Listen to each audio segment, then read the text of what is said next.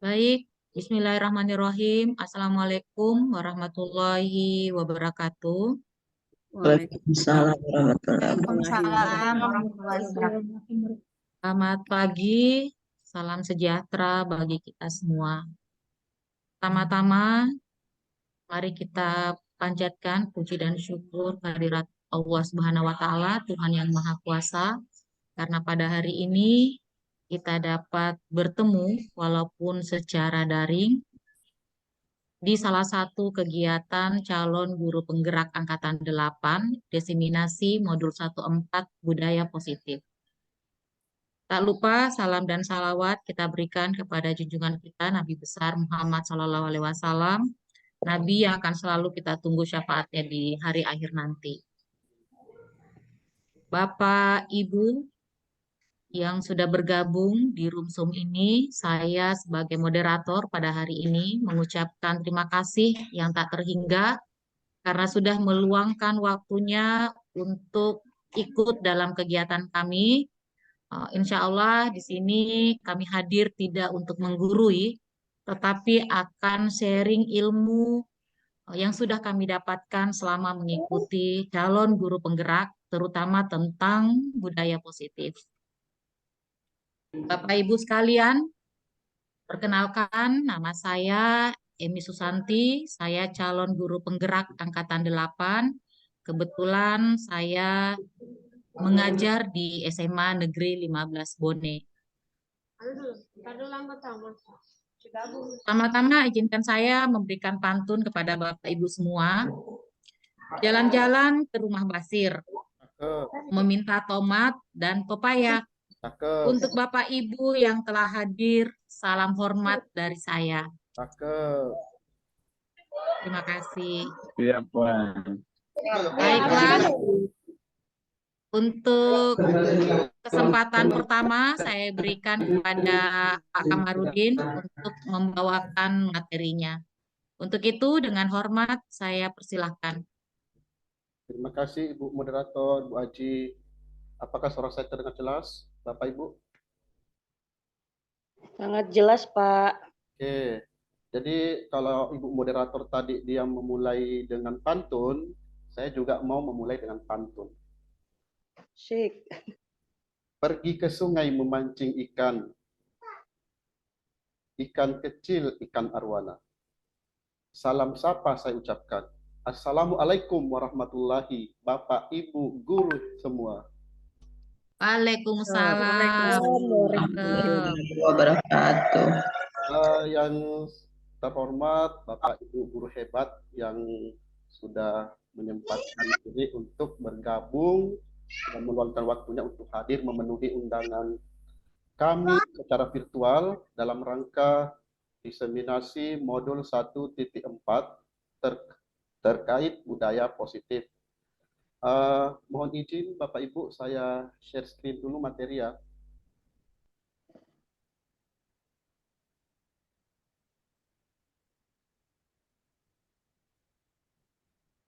Apakah sudah terlihat Bapak Ibu? Sudah. Ya, Pak. Lihat, Pak. Terlihat, Pak. Baik, Bapak Ibu, sebelum kita mulai, perkenalkan nama saya Kamarudin, asal sekolah SMA Negeri 1 Bone, CGP Angkatan 8 Kabupaten Bone. Saya berada di sini sebagai CGP, kan berarti yang seperti disampaikan tadi Ibu Moderator bahwa menggurui Bapak Ibu ya. Kebetulan kami mengikuti pendidikan, men-share sedikit ilmu apa yang kami peroleh selama pendidikan.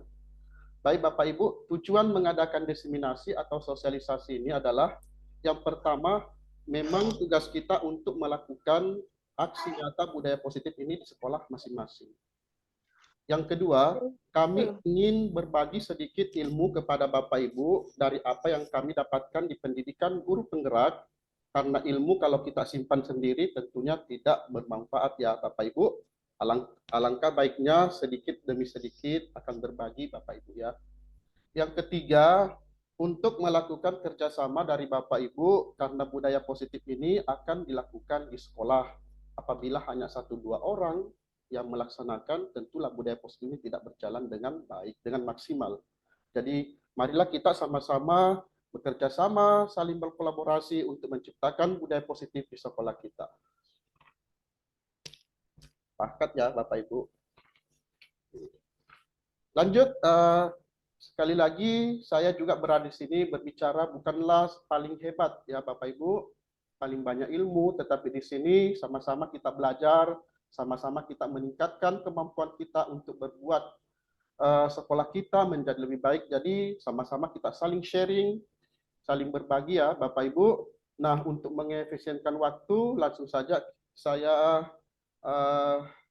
masuk ke materi saya. Kebetulan saya dipercayakan untuk membawakan 2 materi. Ya. Yang pertama, sebelum masuk ke materi saya, di sini saya perlihatkan slide berikutnya tentang tujuan pendidikan. Menurut KHD, jadi KHD ini Bapak Ibu Ki Hajar Dewantara ya, tujuan pendidikan adalah menuntun segala kodrat yang ada pada anak-anak agar mereka dapat mencapai keselamatan dan kebahagiaan yang setinggi-tingginya, baik sebagai manusia maupun sebagai anggota masyarakat. Oleh karena itu, pendidik itu hanya dapat menuntun tumbuh atau hidupnya kekuatan kodrat yang ada pada anak-anak agar dapat memperbaiki lakunya, bukan dasarnya hidup atau tumbuhnya kekuatan kodrat anak. Jadi maksudnya di sini Bapak Ibu, untuk mencapai tujuan pendidikan ini tentunya salah satu adalah harus menciptakan budaya positif di sekolah. Di sini ada kata menuntun. Kira-kira menuntun menurut pandangan Bapak Ibu, apa sih itu arti menuntun? Mungkin bisa raise hand Bapak Ibu atau bisa ketikkan pendapatnya di kolom chat. Kalau menurut Bapak Ibu istilah menuntun itu apa ya? Ada yang bisa memberikan tanggapan terkait dengan istilah menuntun Bapak Ibu?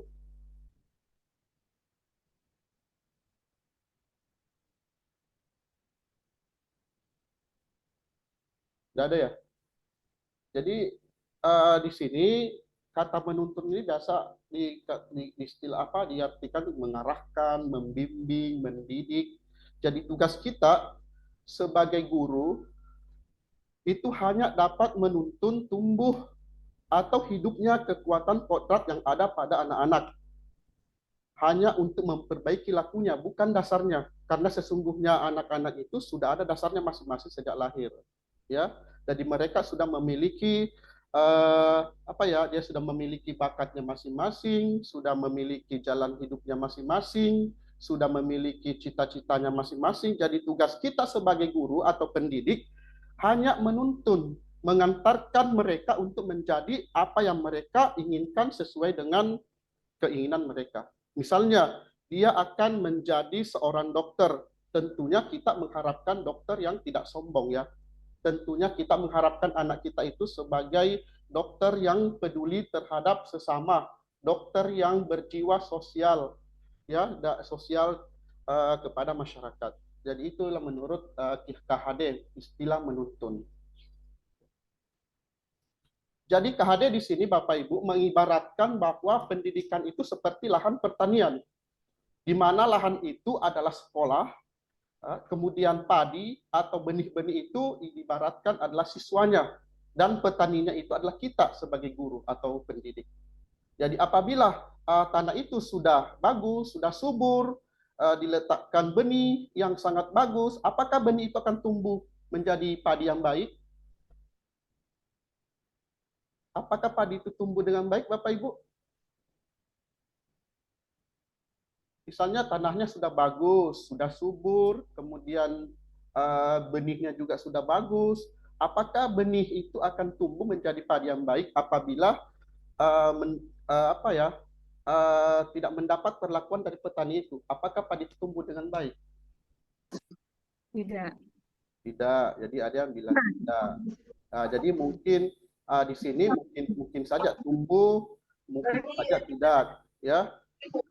Walaupun tumbuh, tapi di sini tapi tidak subur, tidak sesuai dengan keinginan kita sebagai petani.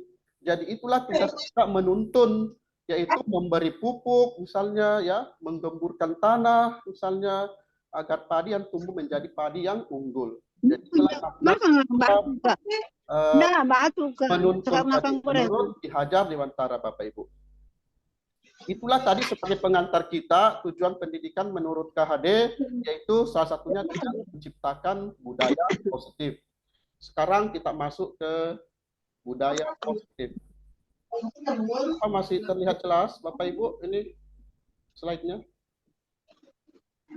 Terlihat, Pak. Oke. Jadi di sini Bapak Ibu, budaya positif di sekolah yaitu nilai dan kebiasaan di sekolah yang berpihak pada murid agar mereka dapat berkembang menjadi pribadi yang kritis, penuh hormat, dan bertanggung jawab sesuai dengan profil pelajar Pancasila.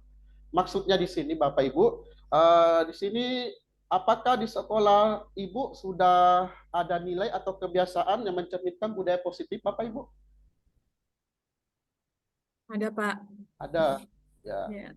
Ya, pastinya ada ya. Jadi Ya. seperti setiap pagi kita mungkin menyapa ya. Senyum, salam, 5S ya, Mbak Ibu ya. Atau Ya. 3S. Ya, mungkin apa ya, di sekolah kita selalu mengadakan perayaan hari-hari besar misalnya, berdoa sebelum dan setelah pembelajaran. Ya, itu semua adalah budaya positif yang ada di sekolah kita dan tujuannya untuk membentuk karakter murid sesuai dengan profil pelajar Pancasila. Oke. Lanjut slide berikutnya. Nah, di sini ada 7 konsep utama budaya positif. Nah, di sini kita sebagai guru penggerak belajar ini selama kurang lebih 2 minggu Bapak Ibu. Ya, selama kurang 2 minggu. Namun di sini kami hanya menyampaikan kepada Bapak Ibu mungkin kurang lebih 1,5 jam ke depan ya. Sehingga dari poin-poin ini nanti kami akan membacakan atau berbagi poin-poin besarnya saja. Untuk selebihnya kita akan saling berkolaborasi bersama-sama untuk menciptakan budaya positif ini. Oke Bapak Ibu, ya saya akan bacakan 7 konsep utama budaya positif. Yang pertama perubahan paradigma belajar, yang kedua disiplin positif, yang ketiga kebutuhan dasar manusia, yang keempat motivasi perilaku manusia, yang kelima restitusi posisi, yang keenam keyakinan kelas, dan yang ketujuh segitiga restitusi. Nah, kebetulan saya di sini sebagai pemateri beri amanah untuk membawakan 2 materi yaitu perubahan paradigma belajar dan disiplin positif. Nah, dari 7 poin ini Bapak Ibu, semua materinya sangat bagus ya. Sangat baik buat saya, menurut saya sangat baik. Dan beberapa materi yang menyentil kita sebenarnya. Ya, seperti menegur kita. Oh, selama ini kita belum menjadi guru yang sempurna. Ya, selama ini belum menjadi guru sempurna rupanya. Ya, bukan saya bilangi Bapak Ibu ya, tapi saya bilangi diri sendiri. Karena ini juga baru kita dapatkan ilmunya, jadi baru beberapa yang bisa saya terapkan di sekolah. Jadi saya harap dengan adanya setelah ini Bapak Ibu menerapkan juga di sekolah masing-masing terutama. Ya dari kelas barulah kita menciptakan budaya sekolah dari kelas dulu ya Bapak Ibu ya, kecil-kecil dulu, kemudian kita ciptakan budaya tersebut di sekolahan. Lanjut, yang pertama perubahan paradigma belajar. Di sini ada 2 poin. Yang pertama, dalam membangun budaya positif, sekolah dapat menyediakan lingkungan yang positif, aman, dan nyaman. Agar murid mampu berpikir, bertindak, dan mencipta dengan merdeka, mandiri, dan bertanggung jawab. Jadi, inilah yang diharapkan perubahan pembelajaran yang ada di sekolah kita.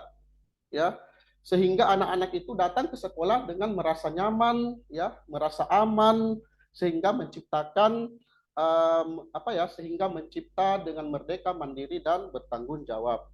Yang kedua, disiplin sangat berkaitan dengan kontrol guru terhadap murid. Di sini kita mengetahui anak kita itu disiplin sebenarnya untuk apa ya? Itu sebenarnya anak-anak itu melakukan disiplin karena ada kontrol dari guru. ya terhadap siswa. Jadi bukan kemauan siswa itu sendiri, tapi ada kontrol dari guru. Jadi Bapak Ibu, di sini ada satu permainan, jadi saya lanjutkan. Ya, di sini ada satu permainan yang diberi nama Cobalah Buka. Ya, jadi permainan ini dilakukan berpasang-pasangan, ada yang bertindak sebagai A, di mana A ini adalah menggenggam, dan ada yang bertindak sebagai B, di mana B ini adalah berusaha membuka genggaman tersebut. Ya, Bapak Ibu bisa mungkin dilihat di slide-nya. Di sini ada Anda dan teman Anda akan melakukan kegiatan cobalah buka. Anda adalah A, tugas Anda adalah mengepalkan salah satu tangan Anda. Coba Anda bayangkan bahwa Anda menyimpan sesuatu yang sangat berharga dalam kepalan tangan Anda. Anda perlu menjaga benda tersebut sekuat tenaga Anda, karena begitu pentingnya untuk kehidupan Anda. Tugas B, ya rekan Anda, adalah mencoba dengan segala cara untuk membuka kepalan tangan Anda. Teman Anda B boleh membujuk, menghardik, mengintimidasi, memarahi, menggoda, menggelitik, bahkan menawari Anda uang agar dapat bersedia membuka kepalan tangan Anda. Jadi ini permainannya Bapak Ibu ya, secara berpasang-pasangan. Nah, di sini saya mau tanya kepada Bapak Ibu, kalau Bapak Ibu jadi di posisi tersebut, apakah Bapak Ibu membuka atau menutup?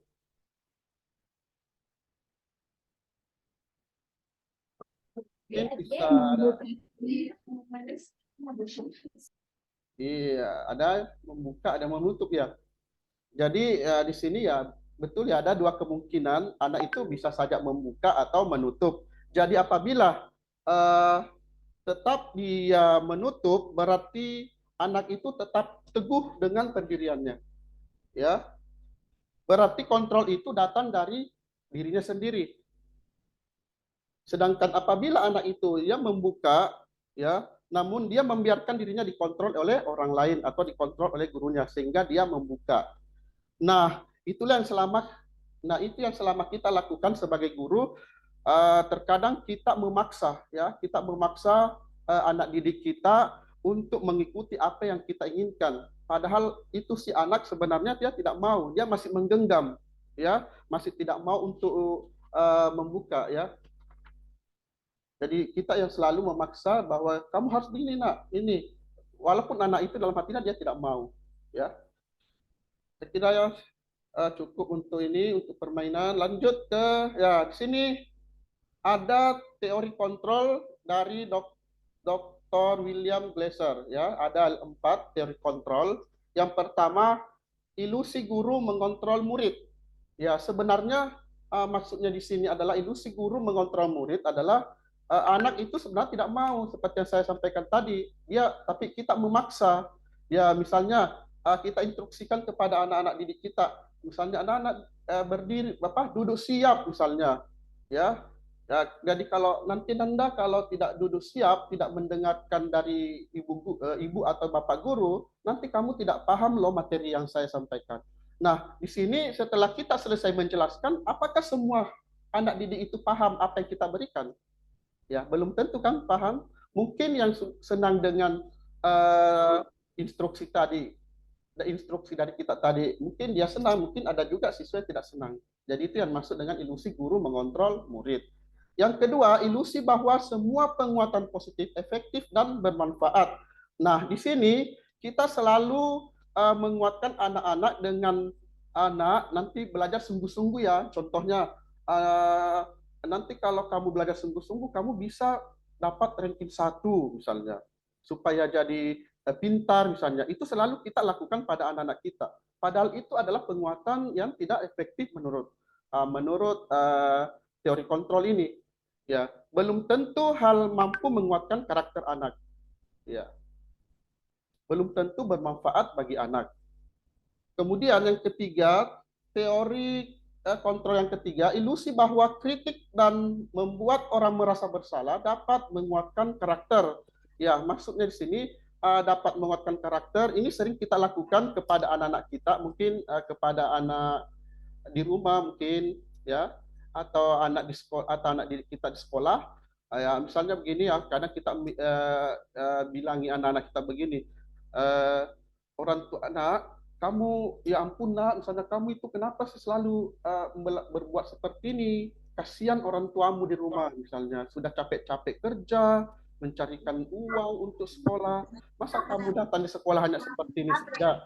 Jadi kayaknya itu anak-anak dia merasa bersalah, bahkan kalau anak-anak itu sampai menangis, mungkin kita sebagai guru merasa senang ya, oh itu anak-anak bisa menangis. Padahal di dalam hatinya itu dia merasa bersalah mereka karena dia tidak belajar atau tidak melakukan hal-hal yang positif yang di sekolah. Sehingga anak-anak itu merasa bersalah, padahal sebenarnya itu hal ini tidak efektif untuk kita lakukan, Bapak Ibu. Kemudian teori kontrol yang keempat, ilusi bahwa orang dewasa memiliki hak untuk memaksa. Nah, di sini seringkali kita jumpai apabila misalnya misalnya ada kasus ya, dua anak berantem. Misalnya supaya kita guru ini mencari posisi aman, dalam keadaan aman, kita langsung bilang, ini segera minta maaf saja. Kita bilangi anak seperti itu kan, yang satunya masih menangis, yang satunya juga masih tetap tidak terima, tapi kita memaksa. Kita sebagai guru memaksa anak itu untuk saling memaafkan. Padahal dalam hatinya, saya ini Bu, belum selesai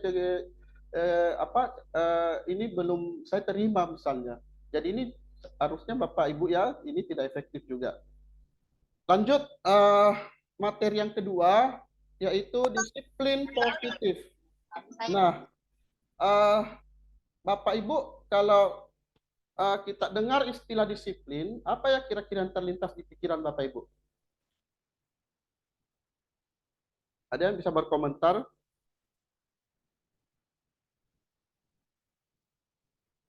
Kalau dengar kata disiplin, Bapak Ibu, kira-kira yang terlintas di pikirannya itu apa?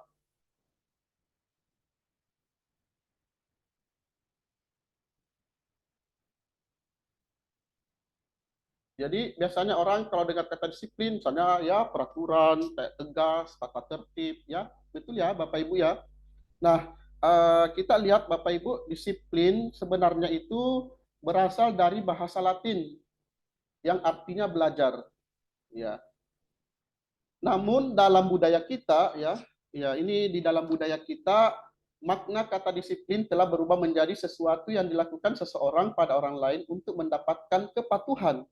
Ya, kecenderungan umum adalah menghubungkan kata disiplin dengan ketidaknyamanan. Ya, betul ya, Bapak Ibu ya. Benar tidak, Bu? Bapak Ibu, bahwa itu kalau kita dengar kata disiplin ya cenderung ke tidak nyaman ya. Betul ya? Betul, Pak. Betul. Nah, apabila ada kata-kata disiplin, pastinya kita merasa tidak nyaman. Ya, misalnya kita masuk di suatu tempat, misalnya di situ pakai masker. Nyaman enggak, Bu, kalau misalnya ada seperti itu? Ya, tidak nyaman ya, misalnya disuruh pakai masker baru bisa masuk di ruangan tersebut. Ya, jadi kalau ada kata-kata disiplin, pasti kita merasa tidak nyaman. Bahkan disiplin itu terkadang dikaitkan dengan hukuman. Ya, misalnya orang tua, ya kebanyakan orang tua itu senang memasukkan anak-anaknya di sekolah yang penuh dengan disiplin. Ya, berharap anaknya supaya patuh. Namun belum tentu seperti itu ya, Bapak Ibu. Banyak sekali contoh-contoh yang ada di luar sana. Jadi sebenarnya arti disiplin itu ini ya. Nah, ini. Disiplin adalah kemampuan memerintah diri sendiri dalam mengontrol dan menguasai diri untuk memilih tindakan yang mengacu pada nilai-nilai yang kita hargai ya. Di sini ada saya kasih warna merah, nilai-nilai yang kita hargai dengan penuh tanggung jawab tanpa terperintah orang lain. Ya, nah, di sini ada nilai-nilai yang kita hargai itu yang mana ya? Ya, nilai-nilai yang kita hargai itu ya adalah nilai-nilai kebajikan. Ya, ya guna kita pakai misalnya guna kita pakai masker itu sebenarnya untuk apa, Bapak Ibu? Biar apa? Biar aman ya. Ya, untuk keselamatan. Jadi itulah nilai kebajikannya. Pakai masker adalah bukan karena takut sama Pak Polisi, takut sama Satpol PP. Jadi kita pakai masker itu ya untuk kesehatan. Cuci tangan. Gunanya untuk apa? Untuk kesehatan. Kadang kita salah. Coba nak pakai helm, ya. Kadang kita sampaikan atau kita bilangi ke anak kita bahwa coba nak pakai helm, ada razia. Nah, kita minta anak itu pakai helm karena ada razia, bukan karena tahu nilai kebajikan apa itu kalau pakai helm. Jadi Bapak Ibu kalau pakai helm nilai kebajikannya adalah untuk keselamatan, bukan untuk ditanamkan hal-hal yang tadi untuk razia, ya. Saya kira cukup untuk dari saya, Bapak Ibu. Mohon maaf jika ada kekurangan. Saya kembalikan ke moderator.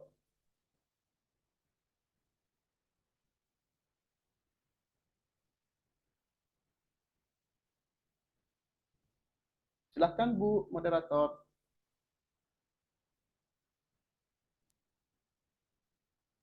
Unmute. Baik, terima kasih Pak Kama atas materinya yang luar biasa.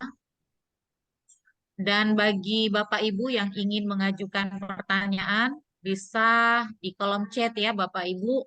Silakan Bapak Ibu menuliskan nama pemateri yang ingin diberikan pertanyaan. Selanjutnya, untuk kesempatan berikutnya saya berikan kepada Ibu Jumarni untuk membawakan materi. Izin stop. Saya persilahkan. Izin stop. Ya, silakan Pak Kama untuk stop screen. Baik, silakan Bu Jumarni untuk kesempatan berikutnya. Assalamualaikum warahmatullahi wabarakatuh. Waalaikumsalam warahmatullahi wabarakatuh. Selamat pagi Bapak Ibu Oke. sekalian. Perkenalkan, saya Jumarni dari SMA Negeri 9 Bonen. Hari ini untuk berbagi sama Bapak Ibu. Ya, bukan untuk menggurui, tapi untuk berbagi dan sharing. Dan terima kasih juga teman-teman dari SMA 9 yang selalu mendukung saya ikut penggerak. Semoga ikut juga di angkatan 10 nantinya. Insya Allah. Amin, amin. Amin. Ya, saya akan melanjutkan. Semangat Bu Ju. Ya, terima kasih Bu Sad. Semangat angkatan 10. Ya, saya akan melanjutkan materi dari Pak Kama, yaitu tentang kebutuhan dasar manusia. Dulu saya. Apakah sudah terlihat, Pak? Sudah. Sudah Bu. Sudah ya, Bu? Udah Bu. Ya. Ya. Materi tadi itu nyambung dari budaya positif ya. Kebutuhan dasar manusia. Kadang kita di sekolah melihat banyak tingkah laku murid kita yang kadang datang di sekolah belum makan, sampai di sekolah langsung ke kantin, terus bikin ulah kayak mengganggu teman, usil. Nah, seharusnya kita sebagai guru memahami kenapa dia seperti itu. Ya, ada apa dengan murid kita? Nah, di dalam kebutuhan dasar manusia,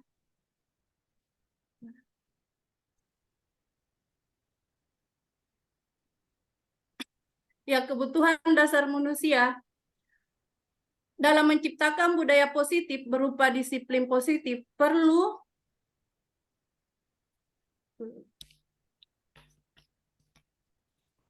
dulu Pak, saya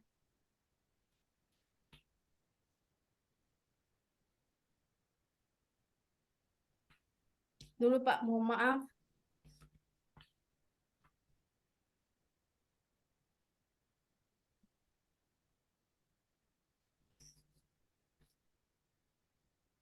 Ya, dalam menciptakan budaya positif berupa disiplin positif perlu proses dalam menjalankannya, karena kita pastinya dihadapkan dengan berbagai situasi karakteristik siswa yang beraneka ragam.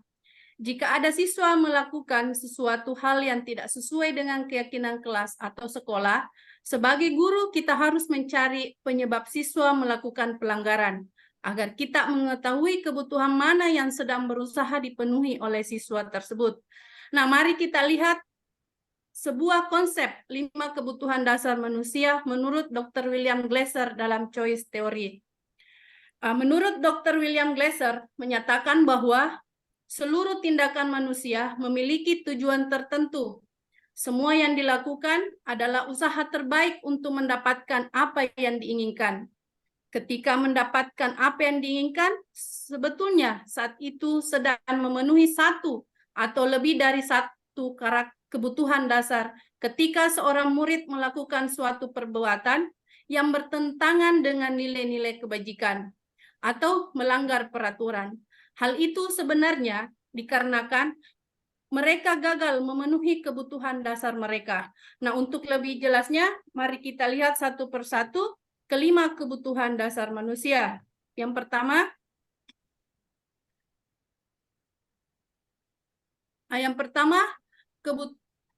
kebutuhan cinta dan kasih sayang. Ya, maksudnya kebutuhan untuk diterima. Nah, kebutuhan ini adalah kebutuhan psikologis. Nah, kebutuhan untuk disayangi dan diterima meliputi kebutuhan akan hubungan dan koneksi sosial, kebutuhan untuk memberi dan menerima kasih sayang, dan kebutuhan untuk merasa menjadi bagian dari suatu kelompok. Nah, kebutuhan ini juga meliputi keinginan untuk tetap terhubung dengan orang lain seperti teman, keluarga, pasangan hidup, teman kerja, binatang peliharaan, dan kelompok di mana kita bergabung. Jadi kadang murid kita itu melakukan ulah ya untuk mencari perhatian, mungkin kayak pokoknya ada saja siswa kita supaya dia diperhatikan. Nah, yang kedua, kebutuhan bertahan hidup. Nah, kebutuhan yang bersifat fisiologis untuk bertahan hidup, misalnya kesehatan, rumah, dan makanan. Dan hubungannya dengan murid, ya kadang kalau saya ya di sekolah saya, terutama jam pertama, ini selalu kejadian. Kadang siswa kita sudah masuk jam pertama, ada beberapa siswa yang belum masuk. Dia sudah datang tapi belum masuk di kelas. Ternyata dia ke kantin dulu. Ya, dia ke kantin dulu untuk sarapan. Supaya alasannya katanya enggak sarapan di rumah. Ya, bagaimana dengan Bapak Ibu? Apakah di sekolahnya juga ada seperti itu?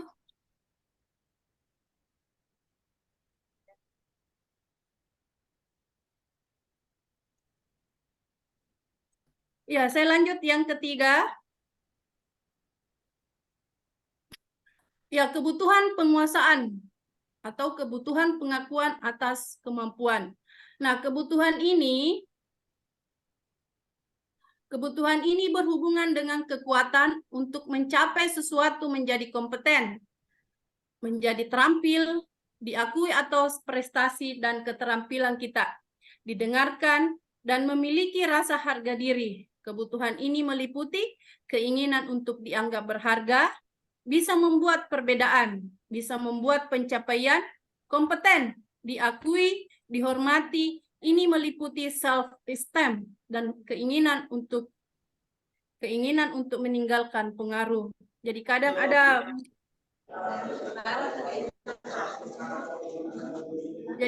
ada murid kita ya yang selalu mau tampil ya, pokoknya dia selalu mau tampil, selalu mau duluan, pokoknya ada tugas dia paling duluan. Seperti itu. Nah, kebutuhan yang keempat, kebebasan, kebutuhan akan pilihan.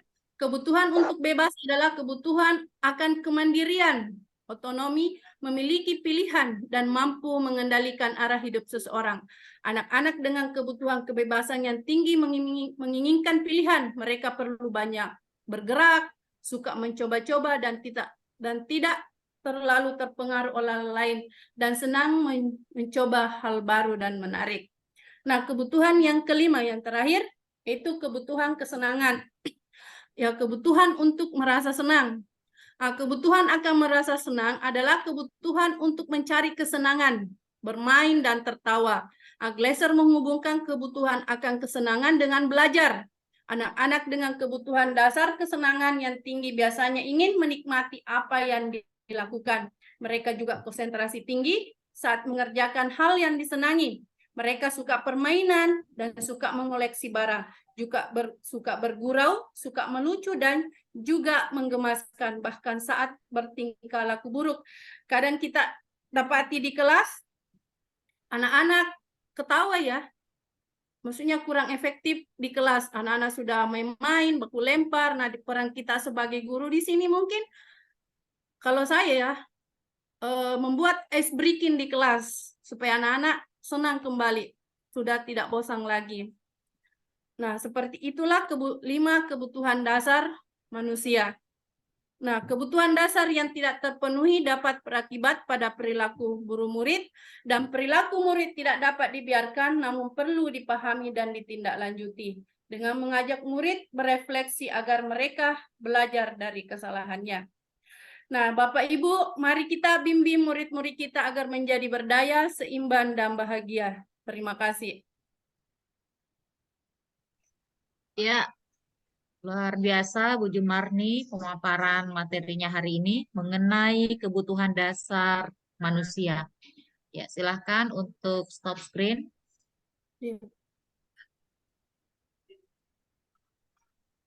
Sudah berhenti, Bu? Belum Bu Jumarni? Sudah? Belum. Silahkan ditutup.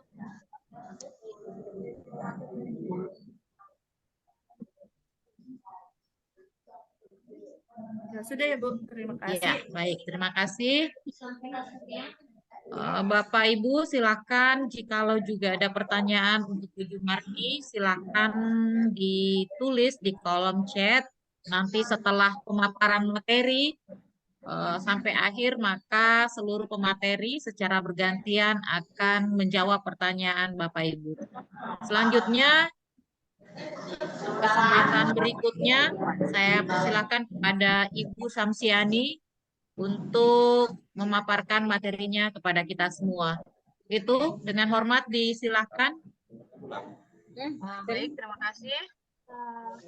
Assalamualaikum warahmatullahi wabarakatuh. Waalaikumsalam warahmatullahi wabarakatuh. Dan selamat pagi Bapak dan Ibu guru yang hebat dimanapun berada. Karena ini mungkin ada beberapa sekolah yang hadir yang sempat bergabung di pagi hari ini. Terima kasih, saya akan melanjutkan materi yang dibawakan oleh Ibu Jumarni. Izin share screen Ibu. Ya, Ya, silakan Bu Samsiani.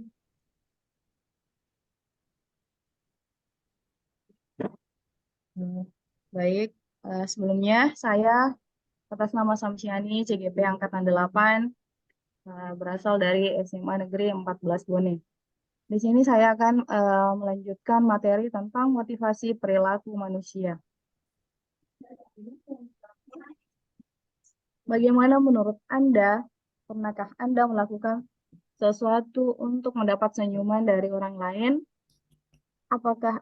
Apakah untuk mendapatkan hadiah atau untuk mendapatkan uang? Nah, kemudian apalagi kira-kira alasan orang melakukan sesuatu? Nah, untuk mengetahui lebih jauh lagi mengenai motivasi manusia, mari kita bahas secara bersama. Nah, selanjutnya, di sini dalam buku Dian Gosen, Reconstruction School Discipline menyatakan ada 3 alasan motivasi perilaku manusia. Nah, yang pertama yaitu untuk menghindari ketidaknyamanan atau hukuman. Nah, yang pertama ini adalah tingkat terendah dari motivasi perilaku manusia. Biasanya orang yang memotivasi perilakunya untuk menghindari hukuman atau ketidaknyamanan. Ini menurut buku Dian. Akan bertanya apakah akan terjadi apabila saya tidak melakukannya. Nah, sebenarnya mereka sedang menghindari permasalahan yang mungkin muncul dan berpengaruh pada mereka secara fisik, psikologis, maupun tidak terpenuhinya kebutuhan mereka bila mereka tidak melakukan tindakan tersebut. Kemudian yang kedua, yaitu untuk mendapatkan imbalan atau penghargaan dari orang lain. Nah, di sini motivasi yang ini orang berperilaku untuk mendapatkan imbalan atau penghargaan dari orang lain. Dengan motivasi ini akan bertanya apakah akan saya dapatkan apabila saya melakukannya. Nah, hal itu yang sering ditanyakan seseorang apabila hanya melakukan sesuatu ketika ingin mendapatkan penghargaan atau pengakuan, atau boleh saja dengan hadiah.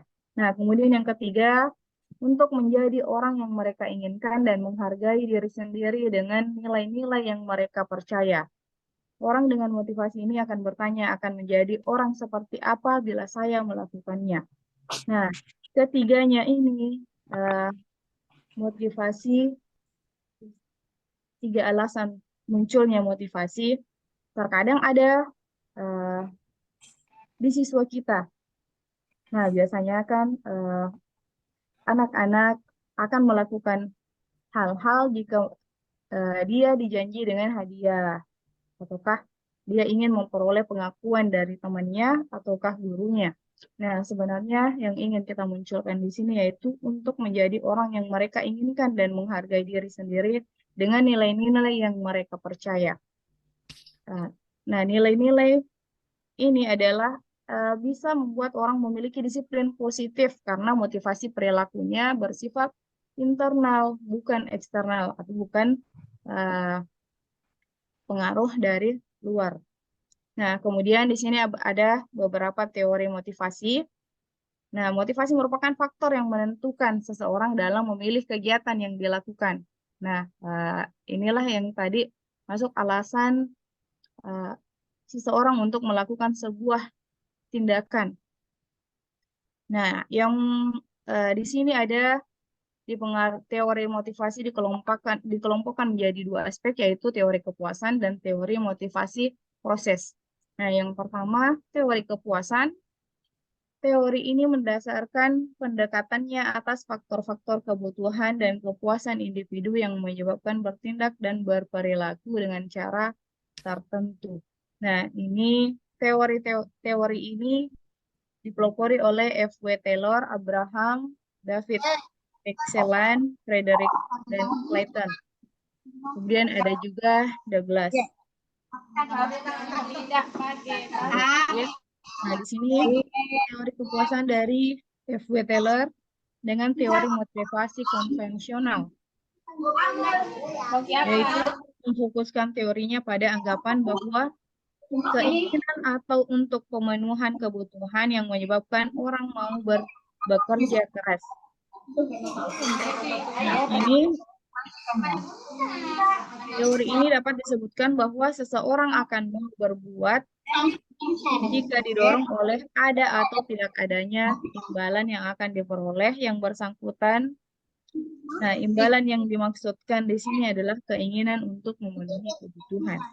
Nah, kemudian dari Abraham, bahwa manusia sepanjang hidupnya selalu mempunyai berbagai kebutuhan. Nah, kemudian dari David, dengan teori motivasi prestasi, yaitu sesuai dengan kekuatan kebutuhan akan prestasi.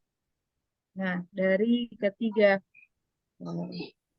pencetus teori kepuasan ini, nah di sini ada juga tadi beberapa ilmuwan yang mengenai teori motivasi proses.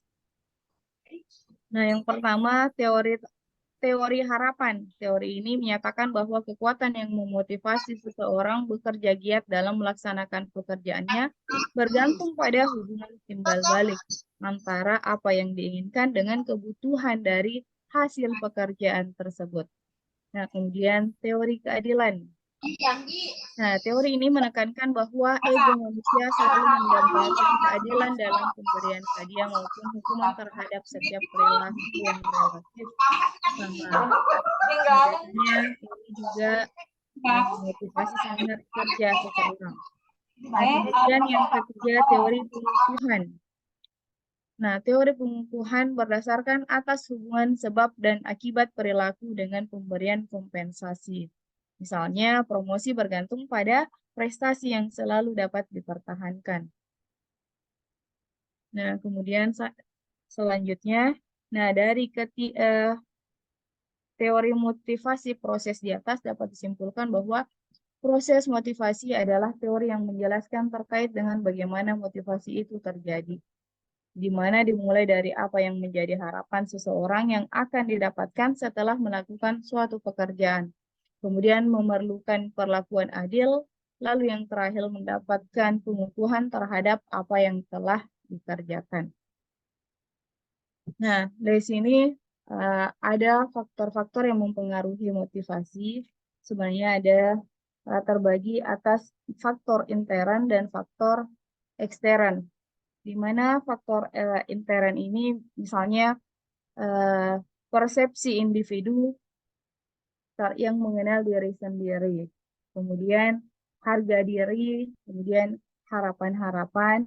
Nah, untuk faktor ekstern biasanya apakah dia dari pengaruh lingkungan atau kompensasi yang memadai, kemudian pengajaran.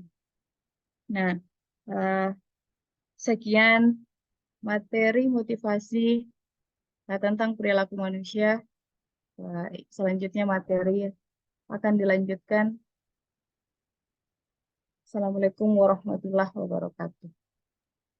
Waalaikumsalam warahmatullahi wabarakatuh. Terima kasih Bu Samsiani atas pemaparan materinya yang luar biasa. Silakan untuk stop screen supaya bisa kembali ke layar utama. Baik, terima kasih Bapak Ibu. Saya ucapkan berulang-ulang kali ucapan terima kasih ini karena masih tetap berada pada room kita ya, masih setia menemani dan memberikan supportnya yang luar biasa dengan tetap hadir di room Zoom ini. Dan untuk materi selanjutnya saya akan membawakan sendiri dan dimohon juga jikalau ada pertanyaan saya ulang kembali lagi agar menuliskan di kolom chat kalau ada pertanyaan kepada Ibu Samsiani. Dan baiklah Bapak Ibu, sekarang adalah tugas saya untuk memberikan materi selanjutnya.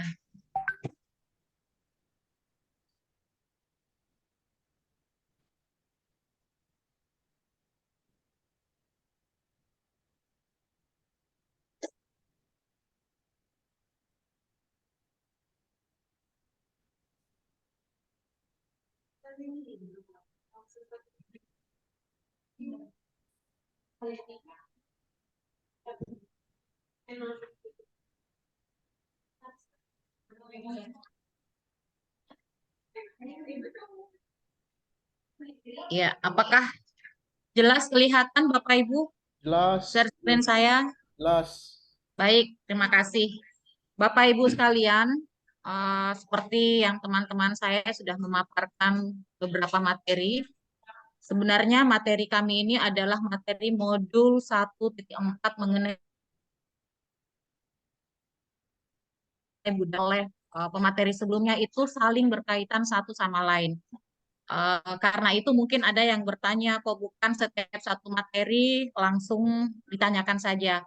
Karena sebenarnya materi ini berkesinambungan, karena itu kami para pemateri sepakat untuk memberikan kesempatan pertanyaan kepada Bapak Ibu berada di kolom chat sehingga pada akhir pemateri nanti kami akan menjawab satu persatu pertanyaan yang Bapak Ibu berikan.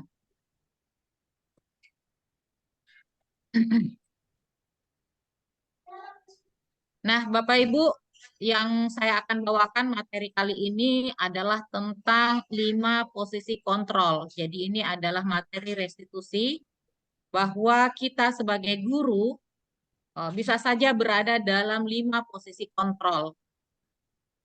Tadi saya sudah memperkenalkan diri saya. Saya adalah Emi Susanti, tempat tugas saya SMA Negeri 15 Bone. Saya beralamat di Adik Surolipu nomor 48.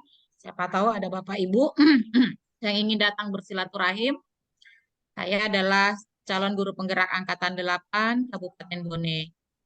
Karena saya menyukai pantun, supaya suasana bisa refresh kembali, saya ingin memberikan pantun Bapak Ibu.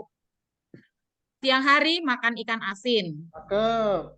ikan asin, rasanya asin. Cakep. Cakep. Salam sapa dan bahagia saya ucapkan untuk Bapak Ibu sekalian. Cakep. Semoga Bapak Ibu yang mengikuti Rumsum ini selalu diberkahi kebahagiaan. Karena pada hari ini saya yakin Bapak Ibu punya kesibukan yang lain, tapi masih menyempatkan waktu untuk memberikan supportnya kepada kami semua. Keren. Tujuan pembelajaran khusus pada hari ini adalah dapat menyampaikan pembelajaran dari penerapan konsep inti dari modul budaya positif serta pemahaman mereka mengenai konsep-konsep inti dalam modul budaya positif. Nah, Bapak Ibu, perubahan paradigma. Tadi Pak Kamarudin sudah memberikan contoh mengenai ini, permainan bukalah tangan. Tadi ada yang saya baca betul di kolom chat, ada yang mengatakan bahwa kepalan tangan ini saya tidak ingin membuka. Saya tahu alasannya karena di dalam genggaman tangannya seperti yang diajukan oleh Pak Kamarudin tadi bahwa ada benda yang sangat berharga yang tidak ingin dibiarkan orang lain untuk mengambilnya, walaupun orang lain itu menghardik, memberikan penekanan, mungkin mengancam dan lain sebagainya, tetapi itu tidak dilakukan oleh yang bersangkutan karena merasa di dalam tangannya ada sesuatu yang berharga. Nah, Bapak Ibu, ketika kasus ini terjadi, ada yang mengatakan saya tidak ingin membuka kepalan, ada juga yang lain mengatakan saya ingin membuka kepalan. Itu menunjukkan bahwa sebenarnya yang bisa melakukan kontrol terhadap diri kita adalah diri kita sendiri, bukan orang lain. Sekalipun orang lain memberikan ancaman kepada kita, orang lain tidak bisa melakukan apa-apa sebenarnya terhadap diri kita. Jikalau kita merasa terancam atau membiarkan orang lain mengintimidasi kita, itu karena kita membuka diri terhadap tekanan yang diberikan orang lain. Jadi sebenarnya kontrol itu ada pada diri kita. Nah, itulah yang terjadi selama ini, Bapak Ibu. Mungkin selama ini kita sebagai guru beranggapan ketika kita memarahi siswa kita, menghardik siswa kita menganggap ketika siswa itu sudah tunduk mendengarkan amarah kita, memberikan penekanan kita sudah merasa bahwa siswa itu sudah mendengarkan saya. Padahal ada sesuatu yang sebenarnya kita tidak sadari bahwa ketika itu terjadi, sebenarnya siswa itu membiarkan dirinya dikontrol oleh kita sebagai guru. Padahal sebenarnya bisa jadi pada saat itu siswa di dalam dirinya ada perasaan marah dan sebagainya. Bisa saja pada saat itu, baiklah Ibu, Bapak, saya hari ini mendengarkan amarah Bapak Ibu, tapi besok-besok saya tidak mau lagi diperlakukan seperti ini. Itu bisa saja terjadi. Artinya apa Bapak Ibu? Kontrol itu sebenarnya ada pada diri seseorang. Begitupun dengan siswa kita. Selanjutnya, perubahan paradigma teori kontrol ini tadi juga sudah dipaparkan oleh Pak Kamarudin bahwa sebuah ilusi jika guru mampu mengontrol murid. Ilusi bahwa kritik dan membuat orang merasa bersalah dapat menguatkan karakter. Ilusi pula bahwa semua penguatan positif efektif dan bermanfaat. Ilusi bahwa orang dewasa memiliki hak untuk memaksa, seperti yang saya sudah paparkan tadi sebelumnya. Bahwa selama ini guru merasa bisa menekan siswa, bisa memaksa siswa. Tetapi pada dasarnya, jikalau siswa menurut pada gurunya, itu karena adanya kesadaran siswa sendiri ingin dikontrol oleh gurunya. Nah, selanjutnya Bapak Ibu, ini saya tampilkan perubahan paradigma, stimulus respon, dan teori kontrol. Dalam stimulus respon, kita mencoba mengubah orang agar berpandangan sama dengan kita. Dalam teori kontrol, kita berusaha memahami pandangan orang lain tentang dunia. Dalam stimulus respon, perilaku buruk dilihat sebagai suatu kesalahan. Dalam teori kontrol, semua perilaku memiliki tujuan. Orang lain bisa mengontrol saya, itu adalah stimulus respon. Dalam teori kontrol, hanya Anda yang bisa mengontrol diri Anda. Ini yang tadi saya paparkan mengenai teori kontrol. Stimulus respon yang ada, saya bisa mengontrol orang lain. Ini yang respon yang timbul. Tetapi pada dasarnya Anda tidak bisa mengontrol orang lain. Artinya sebagai guru kita tidak bisa mengontrol orang lain. Dalam sebuah respon, stimulus respon, pemaksaan ada pada saat bujukan gagal. Artinya ketika kita membujuk siswa kita dan itu gagal, maka respon yang kita berikan adalah memaksa siswa itu untuk mengikuti kita. Dan dalam teori kontrol bahwa kolaborasi dan konsensus menciptakan pilihan-pilihan baru. Bahwa ketika bujukan itu misalnya gagal, kita membujuk, tentu kita mengajak siswa kita untuk berkolaborasi, menentukan bahwa seperti apa kesalahan-kesalahan yang ditimbulkan oleh siswa itu. Bagaimana perasaan orang lain ketika dia berbuat salah kepada orang lain atau kepada dirinya jikalau misalnya kasus itu terjadi kepada dirinya. Kemudian stimulus respon, model berpikir menang kalah. Ketika kita merespon, kita merasa ketika menekan siswa kita merasa sebagai guru, saya berhasil nih membuat siswa saya dalam posisi kalah. Tetapi pada teori kontrol, maka model berpikirnya adalah menang dan menang. Artinya di sini ada guru merasa menang, siswa pun juga merasa dalam posisi yang sama. Nah, Bapak Ibu, ini seperti yang teman-teman, sebenarnya ini tadi sudah dipaparkan oleh teman sebelumnya mengenai teori Diane Gosson, bahwa ada 5 posisi kontrol. Nah, dalam bukunya, Restruction School Discipline tahun 1969, mengemukakan bahwa guru perlu meninjau kembali penerapan disiplin dalam ruang-ruang kelas mereka selama ini. Apakah telah efektif, apakah berpusat, memerdekakan, apakah memandirikan murid, bagaimana dan mengapa. Melalui serangkaian riset dan berdasarkan pada teori kontrol, dikatakan bahwa ada 5 posisi kontrol yang diterapkan seorang guru, orang tua, ataupun atasan dalam melakukan kontrol. Jadi teori kontrol ini Bapak Ibu bukan saja untuk kita, tapi juga bermanfaat di dalam manajemen sekolah. Ketika seorang sudah menjadi leader atau seorang kepala sekolah, ini juga sangat bermanfaat sekali. Nah, 5 posisi kontrol menurut ahli tadi, ada yang namanya penghukum, pembuat rasa bersalah, ada dalam posisi teman, ada dalam posisi pemantau, ada yang sebagai manajer. Nah, Bapak Ibu, saya tahu karena saya yakin Bapak Ibu di sini adalah semua guru-guru hebat. Mari kita lihat apakah kita pernah melalui posisi kontrol ini ketika kita menghadapi siswa kita. Nah, ini Bapak Ibu. Yang pertama adalah penghukum. Penghukum bisa menggunakan hukuman fisik maupun verbal. Nah, ini saya yakin mungkin tidak keseluruhan ya. Saya yakin, apalagi kalau yang guru-guru senior nih, mungkin pernah berada dalam posisi menjalankan posisi penghukum, senantiasa mengatakan bahwa sekolah memerlukan sistem atau alat yang dapat lebih menekan murid-murid lebih dalam lagi. Guru-guru yang menerapkan posisi penghukum biasanya Bapak Ibu akan berkata seperti ini. Patuhi aturan saya atau awas. Nah, ini yang biasanya, kata-kata ini biasanya sering terlontar untuk kategori penghukum. Kamu selalu saja salah. Selalu. Pasti, selalu yang terakhir selesai. Artinya ketika kita berada dalam posisi penghukum, guru selalu percaya bahwa ada satu cara agar pembelajaran bisa berhasil, yaitu caranya dia.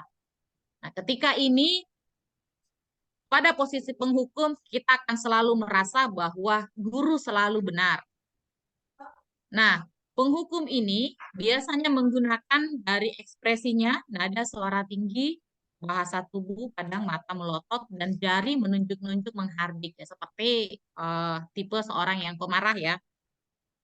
Mengucapkan kalimat terlambat lagi, pasti terlambat lagi, selalu datang terlambat. Kapan bisa datang tepat waktu? Nah, ini beberapa contoh kalimat biasanya digunakan oleh guru yang dalam kontrol penghukum. Tanyakan kepada diri Anda ketika ada dalam posisi ini. Bagaimana perasaan murid bila guru berbicara seperti itu pada saat muridnya datang terlambat? Nah, ini Bapak Ibu, ilmu yang kami terima ini kami sharingkan kepada Bapak Ibu. Saya pun Bapak Ibu bukan guru yang sempurna. Saya yakin dalam perjalanan diri saya sebagai guru, saya pernah berada dalam posisi ini. Tapi ketika saya menerima ilmunya, saya menyadari, oh bahwa ada yang salah dalam diri saya selama ini. Karena mungkin ketika itu terjadi, teori kontrolnya mengatakan, oh saya berada dalam posisi guru yang selalu menghukum siswa, selalu menyatakan bahwa diri saya benar. Nah, Bapak Ibu, ketika ada dalam posisi ini, hasil yang kita peroleh kemungkinan murid marah dan mendendam atau bersifat agresif. Bisa jadi sesudah kembali duduk, murid tersebut akan mencoret-coret buku atau meja tulisnya. Lebih buruk lagi, sepulang sekolah, murid melihat motor atau mobil Bapak Ibu guru akan menggores kendaraan tersebut dengan paku. Ini mungkin ekspresi perlawanan yang mungkin tidak bisa dia keluarkan dengan kata-kata.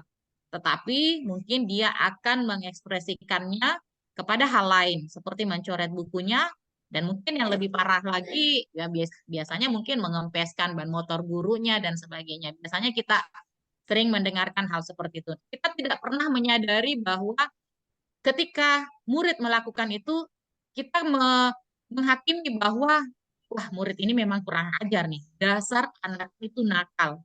Kok sampai tidak menghormati gurunya karena melakukan hal itu. Dan itu biasanya timbul dalam pikiran kita ya Bapak Ibu. Nah, ini dalam teorinya ini termasuk sebagai penghukum. Selanjutnya, teori yang berikutnya adalah, teori kontrol berikutnya adalah pembuat rasa bersalah. Nah, Bapak Ibu mungkin pula pernah di satu hari kita berada dalam posisi ini. Pada posisi ini biasanya guru akan bersuara lebih lembut. Pembuat rasa bersalah akan menggunakan keheningan yang membuat orang lain merasa tidak nyaman, bersalah, atau rendah diri. Kata-kata yang keluar dengan lembut akan seperti ini, Bapak Ibu. Ibu sangat kecewa sekali dengan kamu. Berapa kali Bapak harus memberitahu kamu? Bagaimana coba kalau orang tua kamu tahu kamu berbuat begini? Dan kalimat-kalimat seperti ini ya Bapak Ibu sering kali kita lontarkan kepada anak didik kita. Nah, di posisi ini murid akan memiliki penilaian diri yang buruk tentang diri mereka. Murid merasa tidak berharga dan telah mengecewakan orang-orang disayanginya. Pembuat merasa bersalah ini biasanya dari ekspresinya Bapak Ibu menggunakan nada suara memelas, halus, atau sedih. Bahasa tubuhnya merapat pada anak, lesu karena ekspresi dari rasa kecewanya. Dan melontarkan kalimat, "Adi, kamu ini bagaimana? Kamu sudah berjanji dengan ibu tidak akan terlambat lagi. Kamu kenapa ya? Senang sekali mengecewakan ibu. Ibu benar-benar kecewa sekali." Nah, Bapak Ibu, biasanya kalimat seperti ini sering dilontarkan dan itu adalah posisi kontrol pembuat rasa bersalah. Bagaimana perasaan murid bila ditegur seperti ini, Bapak Ibu? Hasilnya, murid akan merasa bersalah. Bersalah telah mengecewakan Bapak Ibu gurunya. Murid akan merasa menjadi orang yang gagal dan tidak sanggup membahagiakan orang lain.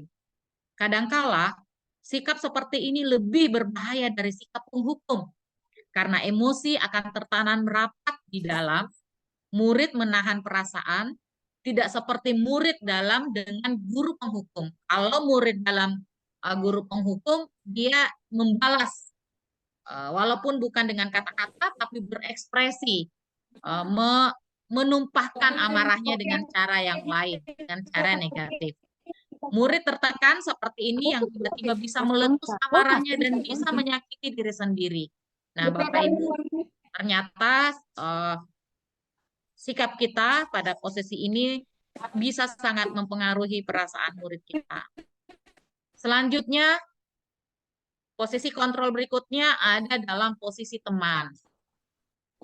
Guru pada posisi ini tidak akan menyakiti murid, namun akan tetap berupaya mengontrol murid melalui persuasi pendekatan. Posisi teman pada guru bisa negatif atau positif. Positif di sini berupa hubungan baik yang terjalin antara guru dan murid. Guru di posisi teman menggunakan hubungan baik dan humor untuk mempengaruhi seseorang.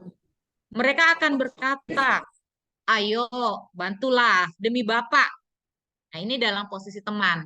Biasanya dalam posisi teman ini pada Bapak Ibu guru yang mengajar di SMA, karena di SMA itu anak-anak sudah mulai besar, remaja, dan biasanya agak sulit untuk melakukan penekanan seperti ketika siswa atau murid yang berusia sekolah dasar. Kalimat berikutnya Bapak Ibu ketika berada dalam posisi teman yang sering sekali diungkap, ayo ingat tidak bantuan Bapak selama ini. Ya sudah, kali ini tidak apa-apa, nanti Ibu bantu bereskan. Hal negatif dari posisi teman adalah bila suatu saat guru tersebut tidak membantu, maka murid akan kecewa dan berkata, saya pikir Bapak atau Ibu misalnya adalah teman saya. Ini yang biasanya anak-anak pikirkan. Dia akan kecewa ketika kita sudah tidak berperan atau berpihak kepada dirinya. Murid merasa dikecewakan dan tidak mau lagi berusaha. Hal lain yang mungkin timbul adalah murid hanya akan bertindak untuk guru tertentu dan tidak untuk guru lainnya. Karena dia merasa bahwa guru si A, misalnya Ibu si A, ini adalah teman saya yang selalu memperhatikan saya, memenuhi semua kemauan saya. Dia bisa guru ini seperti teman saya. Nah, bisa jadi perhatiannya hanya kepada guru itu sehingga mengabaikan guru yang lain. Dalam posisi teman, ekspresi yang sering keluar, nada suara ramah, akrab, sering bercanda dengan siswa, bahasa tubuh merapat pada murid, mata dan senyum jenaka. Seperti ini perkataannya Bapak Ibu. Adi, ayolah, bagaimana sih kamu? Kemarin kamu sudah janji ke Bapak bukan? Kenapa terlambat lagi? Sambil tersenyum ringan. Ya tidak apa-apa, duduk dulu sana. Nanti Pak Guru bantu. Kamu ini, nah, sambil senyum-senyum. Biasanya seperti ekspresi seperti teman ya Bapak Ibu. Nah, jikalau ada dalam posisi ini, bagaimana perasaan murid dengan sikap guru seperti ini? Hasilnya, murid akan merasa senang dan akrab dengan guru. Ini termasuk dampak yang positif. Hanya saja, dari sisi negatif, murid menjadi tergantung pada guru tersebut. Bila ada masalah, dia merasa bisa mengandalkan guru tersebut untuk membantunya. Akibat lain dari posisi teman, Adi, ya di sini menggunakan kata Adi, hanya akan berbuat sesuatu bila yang menyuruh adalah guru tersebut. Artinya siswa itu nanti akan berbuat kalau guru itu yang menyuruhnya. Tapi kalau guru lain yang menyuruh, dia akan mengabaikannya. Dan ini akan dilakukan oleh siswa jikalau kita memposisikan diri sebagai teman, Bapak Ibu. Selanjutnya, tipe kontrol berikutnya adalah pemantau. Bapak Ibu yang terkasih, yang masih bergabung dengan setia di grup ini, memantau berarti mengawasi. Pada saat kita mengawasi, kita bertanggung jawab atas perilaku orang-orang yang kita awasi. Posisi pemantau berdasarkan pada peraturan-peraturan dan konsekuensi. Dengan menggunakan sanksi atau konsekuensi, kita dapat memisahkan hubungan pribadi kita dengan murid. Sebagai seseorang yang menjalankan posisi pemantau, pertanyaan yang sering diajukan oleh seorang guru pemantau. Anak-anak, peraturannya apa? Apa yang telah kamu lakukan? Sanksi atau konsekuensinya kalau kamu melakukan kesalahan seperti ini apa? Nah, ini biasanya seorang pemantau sangat mengandalkan perhitungan, catatan data yang dapat digunakan sebagai bukti atas perilaku seseorang. Nah, Bapak Ibu, posisi ini biasanya akan menggunakan stiker, slip catatan, daftar cek. Nah, biasanya Bapak Ibu guru akan melihat ya tata tertib yang biasanya tergantung di kelas. Biasanya guru pemantau ini langsung mengecek tata tertib yang ada di kelas. Nah, coba kamu lihat tata tertib ini sudah tergantung di kelas. Kira-kira kamu tahu enggak sanksi atau konsekuensinya apa? Posisi pemantau sendiri berawal dari teori stimulus atau respons, stimulus respon, yang menunjukkan tanggung jawab guru dalam mengontrol murid. Bapak Ibu, dalam posisi pemantau, ekspresinya nada suara datar, bahasa tubuh yang formal. Biasanya sang guru akan berkata seperti ini. Adi, tahukah kamu jam berapa kita mulai? Adi akan menjawab, tahu Pak. Guru akan membalas, kamu terlambat 15 menit. Apakah kamu sudah mengerti konsekuensi yang harus dilakukan bila terlambat? Guru, iya benar. Nanti pada saat jam istirahat, kamu harus tinggal di kelas untuk menyelesaikan tugas yang tertinggal tadi. Saya tunggu. Nah, biasanya kita dalam posisi pemantau ini memberikan konsekuensi misalnya dengan tugas yang diberikan. Dalam posisi ini, bagaimana perasaan murid diperlakukan? Hasilnya Bapak Ibu ternyata murid memahami konsekuensi yang harus dijalankan karena telah melanggar salah satu peraturan sekolah. Guru tidak menunjukkan suatu emosi yang berlebihan, menjadi marah atau membuat merasa berbuat bersalah. Murid tetap dibuat tidak nyaman, yaitu dengan harus tinggal kelas pada waktu jam istirahat dan mengerjakan tugas. Kemudian, guru tetap harus memantau murid pada saat mengerjakan tugas di jam istirahat karena murid tidak bisa ditinggal seorang diri. Ini jikalau kita berada dalam posisi pemantau. Nah, selanjutnya Bapak Ibu, dalam pelatihan kami, di kelas kami, ada posisi manajer yang kami peroleh ilmunya selama di kelas ini. Dan ini juga berdasarkan dari teori ahli tadi. Manajer, posisi manajer adalah posisi di mana guru berbuat sesuatu bersama dengan murid. Mempersilahkan murid, mempertanggungjawabkan perilakunya, mendukung murid agar dapat menemukan solusi atas permasalahannya sendiri, Bapak Ibu. Seorang manajer telah memiliki keterampilan di posisi teman maupun pemantau. Dan dengan demikian bisa jadi di waktu-waktu tertentu kembali kepada kedua posisi tersebut bila diperlukan. Nah, ini artinya Bapak Ibu mungkin di kasus-kasus tertentu kita akan berada dalam posisi yang tadi saya sudah jelaskan. Namun bila kita menginginkan murid-murid kita menjadi manusia yang merdeka, ini sudah menjadi amanah dari kurikulum Merdeka. Jikalau kita menginginkan murid-murid kita menjadi manusia yang merdeka, mandiri, dan bertanggung jawab, maka kita perlu mengacu pada restitusi yang dapat menjadikan murid kita sebagai manajer bagi dirinya sendiri. Nah, kata restitusi ini nanti akan dijelaskan oleh pemateri berikutnya, Bapak Ibu, untuk melengkapi materi yang kami jabarkan pada hari ini.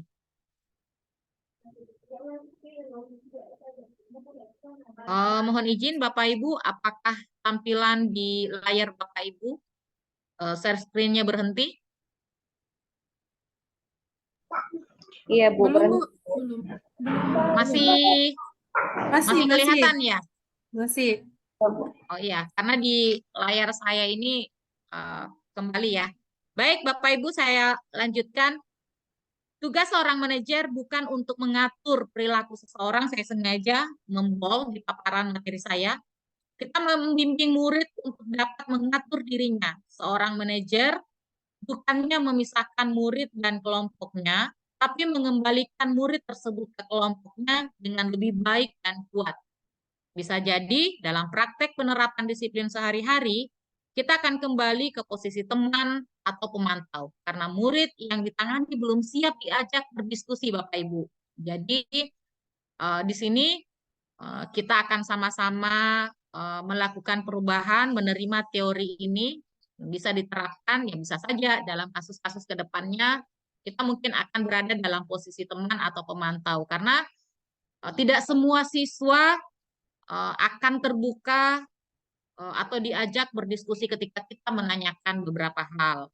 Tetapi saya yakin lambat laun kita kalau kita akan selalu melakukan perubahan, saya yakin kita bisa berperilaku atau dalam posisi kontrol manajer.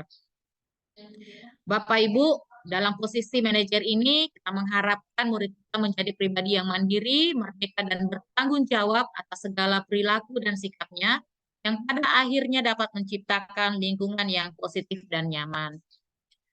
Ya, Bapak Ibu, saya berharap materi saya bisa membawa pencerahan kepada Bapak Ibu semua.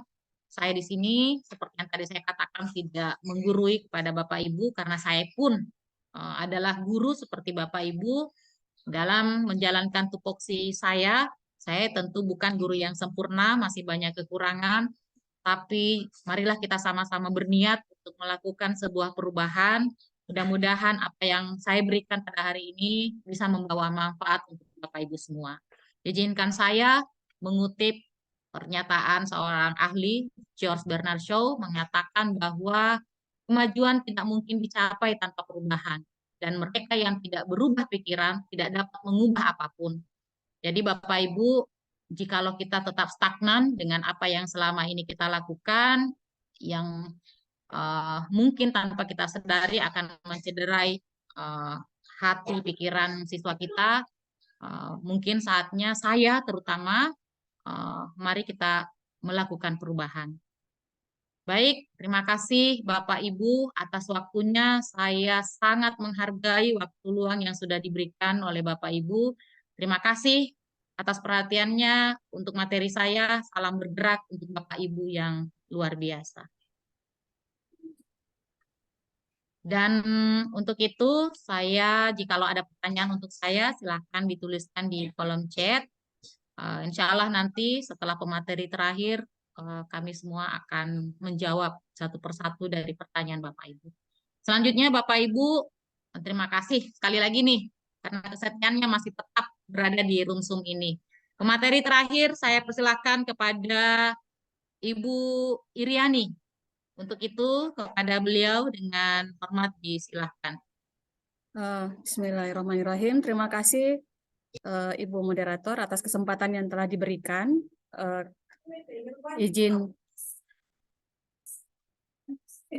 Izin share screen.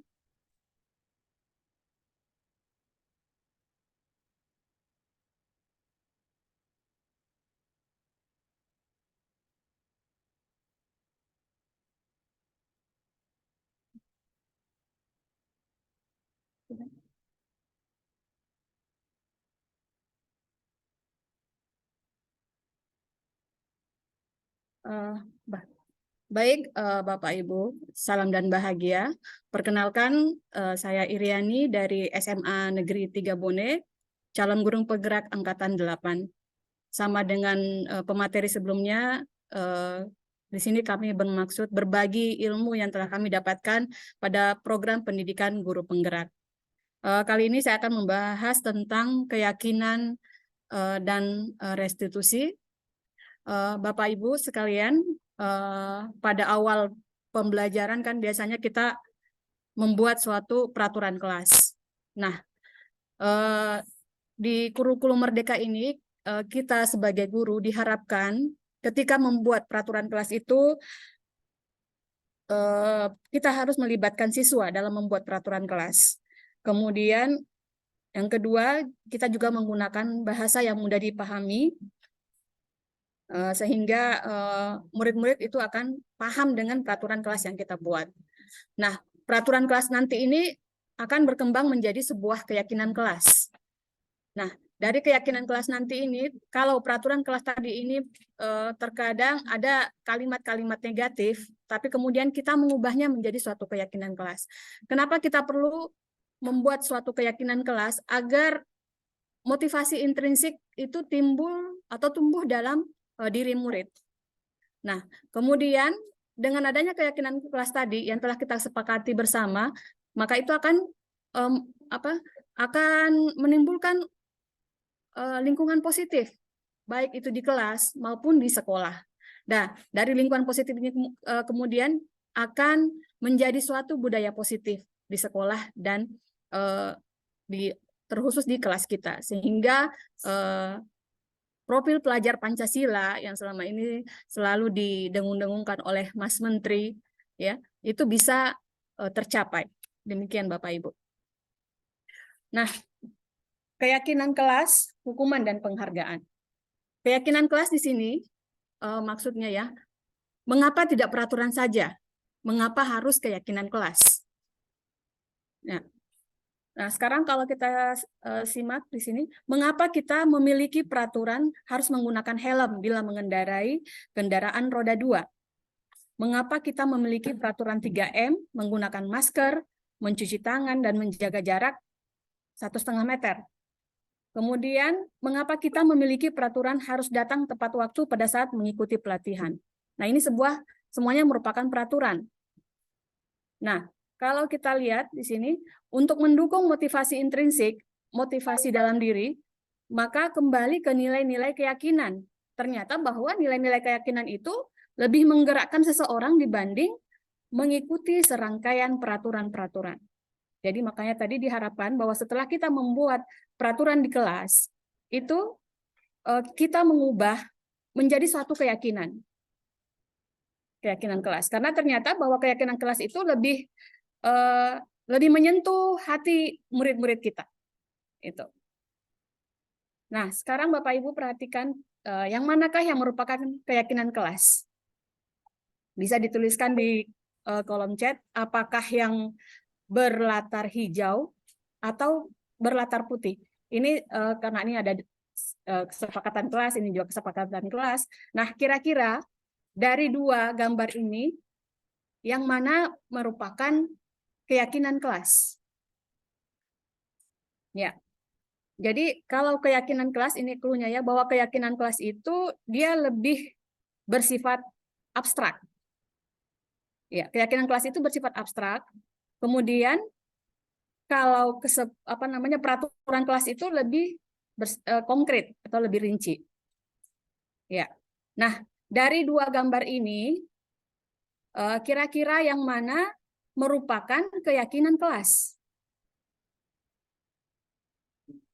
Ya, bagaimana Bapak Ibu, ada yang bisa menjawab?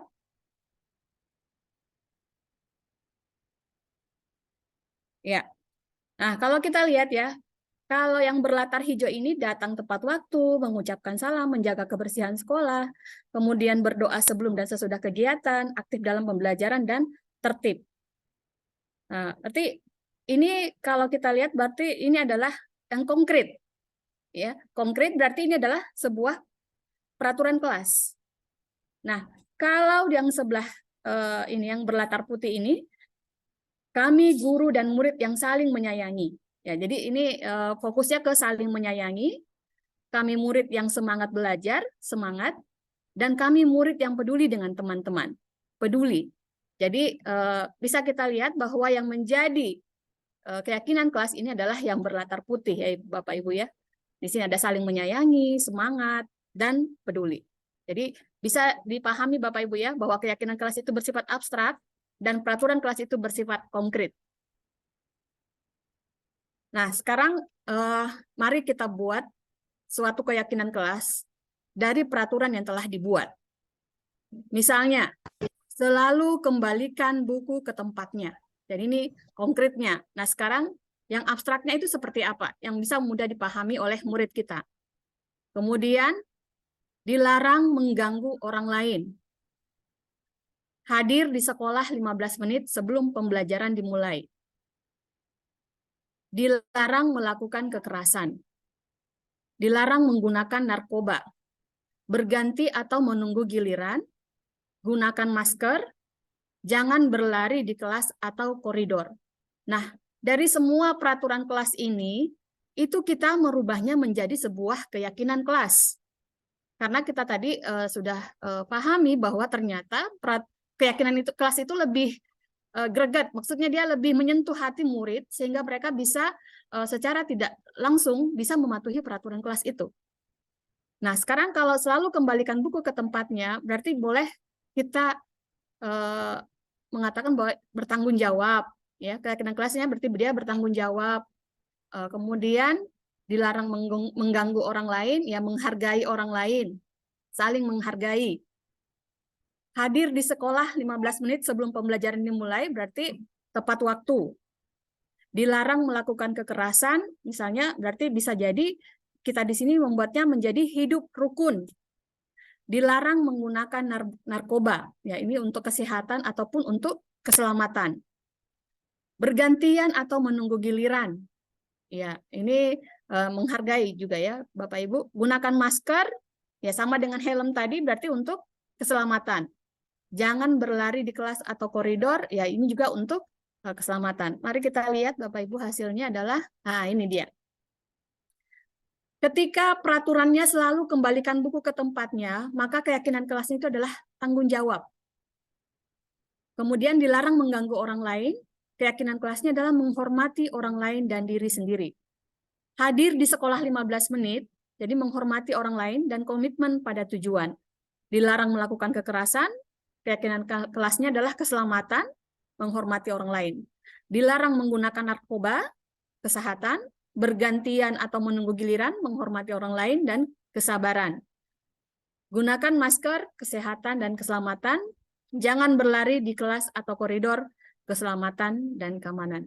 Jadi bisa dipahami Bapak Ibu ya, yang mana peraturan kelas dan yang mana keyakinan kelas, dan ya kami berharap ini bisa diterapkan di kelas kita ini, apalagi kita sudah masuk di tahun ajaran baru.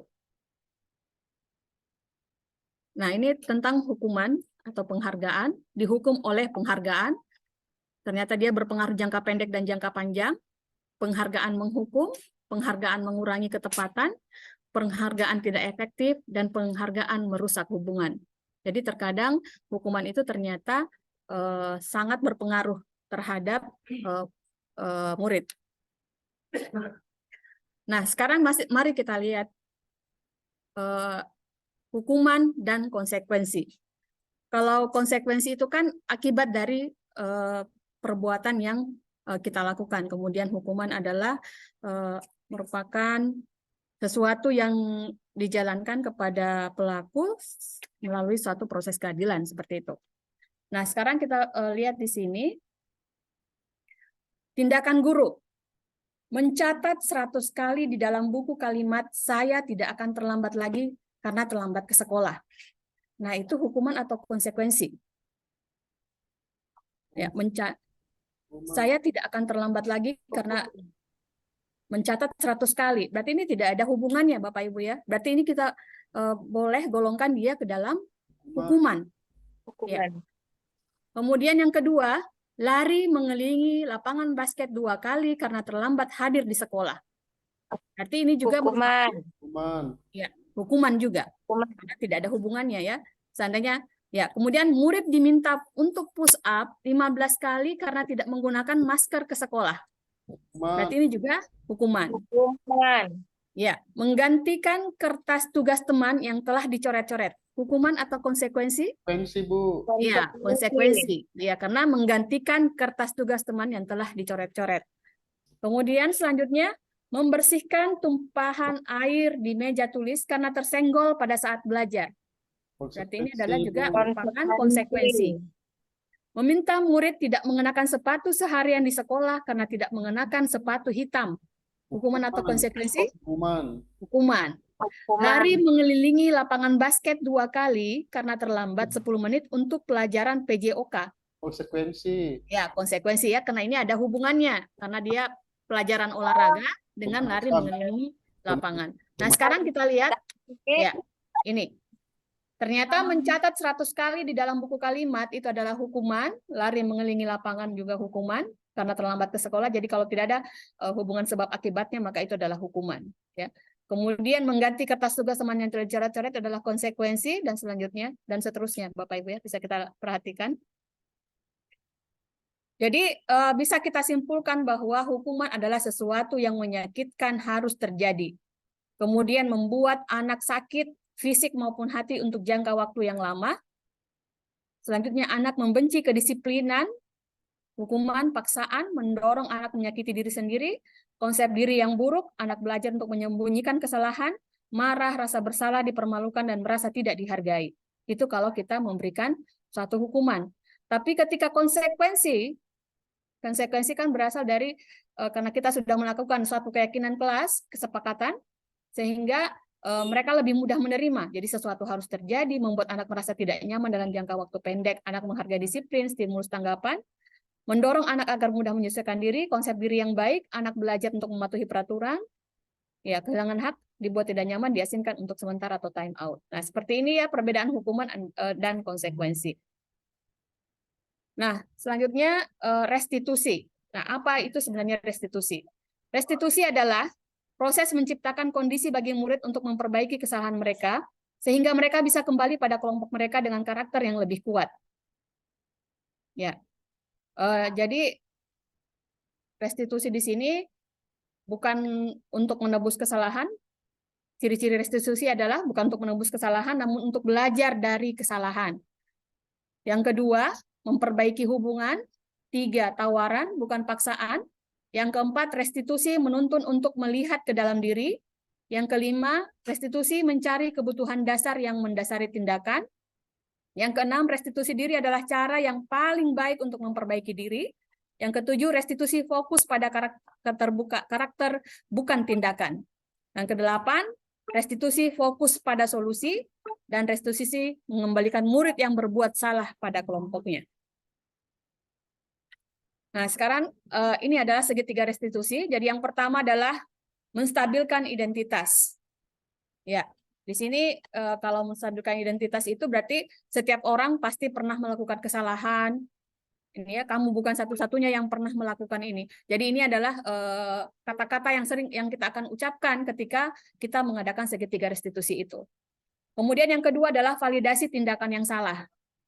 Ini kata-katanya adalah misalnya ketika kita menghadapi murid, kamu tentu punya alasan mengapa kamu melakukan itu.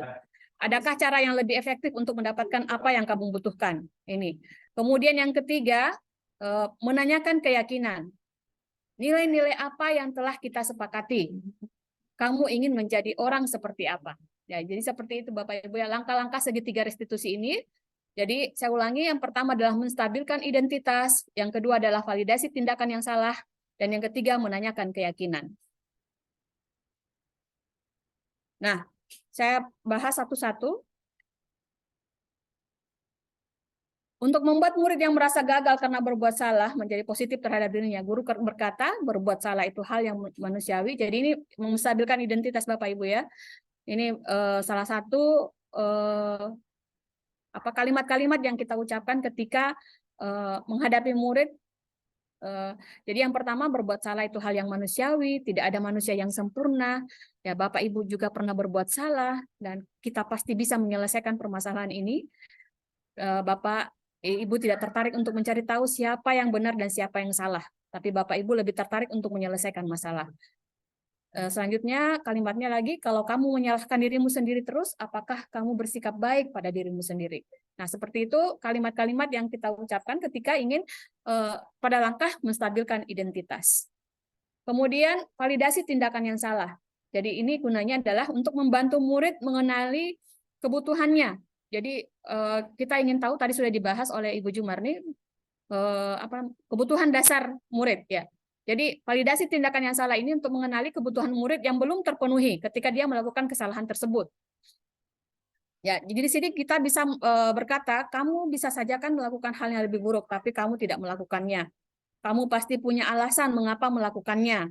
Apa yang penting bagi kamu? Kamu boleh tetap berusaha menjaga sikap itu, tapi tambahkan sikap yang lain. Kemudian selanjutnya, maukah kamu belajar cara lain untuk mendapat yang kamu butuhkan tanpa harus memukul? Apakah kamu bisa melakukan dengan lebih baik besok lagi? Ya, ini validasi tindakan yang salah. Kemudian langkah ketiga adalah menanyakan keyakinan. Jadi maksudnya di sini adalah murid melihat kesalahannya itu dihubungkan dengan nilai-nilai kebajikan yang diyakininya. Apalagi kalau misalnya di kelasnya mereka sudah membuat suatu keyakinan kelas yang telah disepakati bersama. Maka guru bisa berkata, apa nilai yang kita percaya di kelas? Maksudnya keyakinan kelas apa yang telah kita buat dan kita sepakati bersama. Ya. Kemudian kelas yang ideal itu seperti apa sih? Nah, kamu ingin jadi anak seperti apa? Apa yang kamu rasakan ketika kamu lakukan itu? Terus kemudian kamu menjadi orang seperti apa? Jadi itu adalah kalimat-kalimat ketika kita melakukan segitiga restitusi. Ya, ini ada beberapa kalimat-kalimat yang bisa membantu murid kembali ke tujuan semula. Ya, apakah kamu ingin berbuat lebih baik? Apakah saat ini kamu sedang menjadi orang yang sedang kamu inginkan? Apakah kamu bisa mengubah kegiatan atau perilakumu ini menjadi sikap yang membantu? Apakah wajar membuat kesalahan? Bisakah kamu memperbaikinya? Apa yang kamu lakukan saat ini, apakah sudah sesuai? Apakah kamu siap untuk memulai? Kesepakatannya apa? Sepertinya kamu punya masalah, saya bisa bantu apa? Saat ini kamu seharusnya berbuat apa? Apa yang bisa saya bantu agar kamu bisa melakukannya? Apakah saya bisa bantu kamu agar dapat segera memulai? Adakah tugas kamu saat ini? Bagaimana kamu ingin diperlakukan pada kegiatan ini? Apa yang kamu inginkan dan apa keyakinan kita? Jadi seperti itulah langkah-langkah segitiga restitusi ketika kita menghadapi murid yang bermasalah. Semoga kita bisa terapkan ini Bapak Ibu ya. Jadi nanti murid lebih bisa mengeluarkan unek-uneknya kepada kita, dan seperti tadi kita berada dalam posisi manajer seperti itu. Ya, demikian paparan saya tentang keyakinan dan segitiga restitusi. Semoga Bapak Ibu mendapatkan pencerahan dengan ilmu ini. Terima kasih atas kehadirannya. Wabillahi taufiq wal hidayah. Assalamualaikum warahmatullahi wabarakatuh. Waalaikumsalam warahmatullahi wabarakatuh. Waalaikumsalam warahmatullahi wabarakatuh. Silakan untuk top share screen, Bu Iriani. Ya. Baik, Bapak Ibu, luar biasa materi yang sudah dipaparkan oleh Bu Iriani. Dan dari semua materi yang sudah kami paparkan itu berujung pada segitiga restitusi yang tadi dipaparkan oleh Ibu Iriani. Nah, session berikutnya Bapak Ibu, karena di kolom chat sudah ada beberapa pertanyaan yang sudah diberikan oleh Bapak Ibu. Untuk itu mungkin pertanyaan pertama dari Ibu Syahwirana Syafra ya. Iya. Ya, pertanyaannya untuk Pak Kamarudin nih. Silakan Pak Kama. Oke, Bu Moderator. Eh, Terima kasih atas kesempatannya. Apa masih terjelas? Apakah suaranya masih terdengar jelas? Ya, jelas sekali Pak Kama. Silakan. Sebelumnya saya ucapkan terima kasih kepada Ibu Syahwirana ya, SMA 15 Bone. Oke, satu Ya. pertanyaan Bu Haji berarti nih. Ya, betul. Jadi tadi di kolom chat baru saya sempat buka, ternyata beberapa tanggapan dari Ibu Syahwirana pada saat mungkin saya presentasi tadi. Ada yang bilang tidak, ada patuh aturan ya terkait tadi kedisiplinan Bu ya. Nah di sini Bu Syahwirana ingin bertanya terkait dengan kedisiplinan tadi dibahasakan ada rasa ketidaknyamanan ya Bu. Salah satu contohnya aturan rambut untuk peserta didik. Di lapangan peserta didik merasa ganteng bila rambutnya panjang, sementara kita mendisiplinkan siswa untuk mematuhi aturan tatib di sekolah. Nah, bagaimana cara menanamkan rasa rasa kenyamanan? Oke. Nah, di sini Bu ya mungkin bukan hanya ibu di sekolah ibu saja ya, mungkin sebagian besar di sekolah ini karena mungkin sudah menjadi budaya kita mungkin Bu ya. Jadi kita biasa memaknai bahwa kata disiplin itu adalah suatu peraturan atau tata tertib yang ada yang untuk mendapatkan suatu kepatuhan. Sehingga kecenderungan umumnya itu adalah bagaimana menghubungkan kata disiplin itu dengan ketidaknyamanan. Jadi itu mungkin sudah menjadi image kita mungkin. Sehingga ini kata disiplin sudah menjadi budaya. Nah, di sini berarti anak ini dia belum istilahnya bahwa dia rambutnya panjang ya, rambut supaya dia hanya mau kelihatan ganteng. Ya bukan berarti dia dia belum cek masih ada terpantul suara. Cek. Lanjut ya. Oke, jadi mungkin kita di sekolah belum menerapkan dengan baik bagaimana yang disampaikan tadi Ibu Riani terkait dengan peraturan kelas ya. Bagaimana peraturan kelas itu mungkin yang dipahami kita di sekolah hanya sebatas itu, ya, belum sampai ke bagaimana menerapkan nilai-nilai kebajikan yang ada di sekolah. Hanya sebatas bahwa, nak, kamu pakai helm karena ada razia. Nak, kamu cuci tangan karena misalnya karena takut mungkin dimarahi, pakai masker mungkin takut ditangkap oleh Satpol PP, polisi. Jadi itu nilai-nilai itu sebenarnya yang tertanam pada diri anak. Belum kita menerapkan nilai-nilai, istilahnya di sini adalah nilai-nilai yang lebih mulia lagi, yaitu nilai-nilai kebajikan. Ya. Jadi sehingga di sini ada metode yang sangat tepat kita lakukan adalah bagaimana peraturan-peraturan yang sudah ada di sekolah itu kita jadikan semacam suatu keyakinan, ya. Kalau belum bisa keyakinan sekolah, minimal keyakinan kelas dulu. Ya. Nah, untuk menerapkannya ini ya perlu, ya pasti tidak mungkin seorang diri, Bu, ya. Butuh kolaborasi juga. Ya, perlu kerjasama dengan stakeholder yang ada di sekolah, bagaimana bisa istilahnya ini mendisiplinkan anak. Dan ada lagi satu cara yang menurut saya ini lebih bagus ya, yang disampaikan oleh Bu Iriani adalah menggunakan pendekatan segitiga restitusi. Jadi anak itu bukan langsung kita marah-marahi, oh, kamu rambutnya panjang, kenapa seperti itu? Ya, jadi kita tahu bahwa kebutuhan anak itu kan berbeda-beda. Mungkin anak ini dia rambutnya panjang karena dia hanya untuk kesenangan, mungkin supaya kelihatan ganteng, mungkin supaya lebih percaya diri, sehingga anak ini dia mau melakukan seperti itu. Jadi bagaimanalah kita bisa istilahnya melakukan pendekatan secara persuasif kepada anak, bagaimana peraturan-peraturan yang ada itu tadi kan, peraturan-peraturan itu kan lebih ke kata-kata negatif ya. Jadi bagaimana kata-kata negatif ini kita jadikan sebagai kata-kata positif, akhirnya kita jadikan suatu keyakinan yang ada di sekolah kita. Saya kira seperti itu, Ibu Syahwirana, mudah-mudahan jawabannya bisa mencerahkan. Untuk saya mungkin masih ada kekurangan dalam menyampaikan jawaban. Saya akhiri. Assalamualaikum warahmatullahi wabarakatuh. Saya kembalikan ke Ibu Moderator, Bu Haji.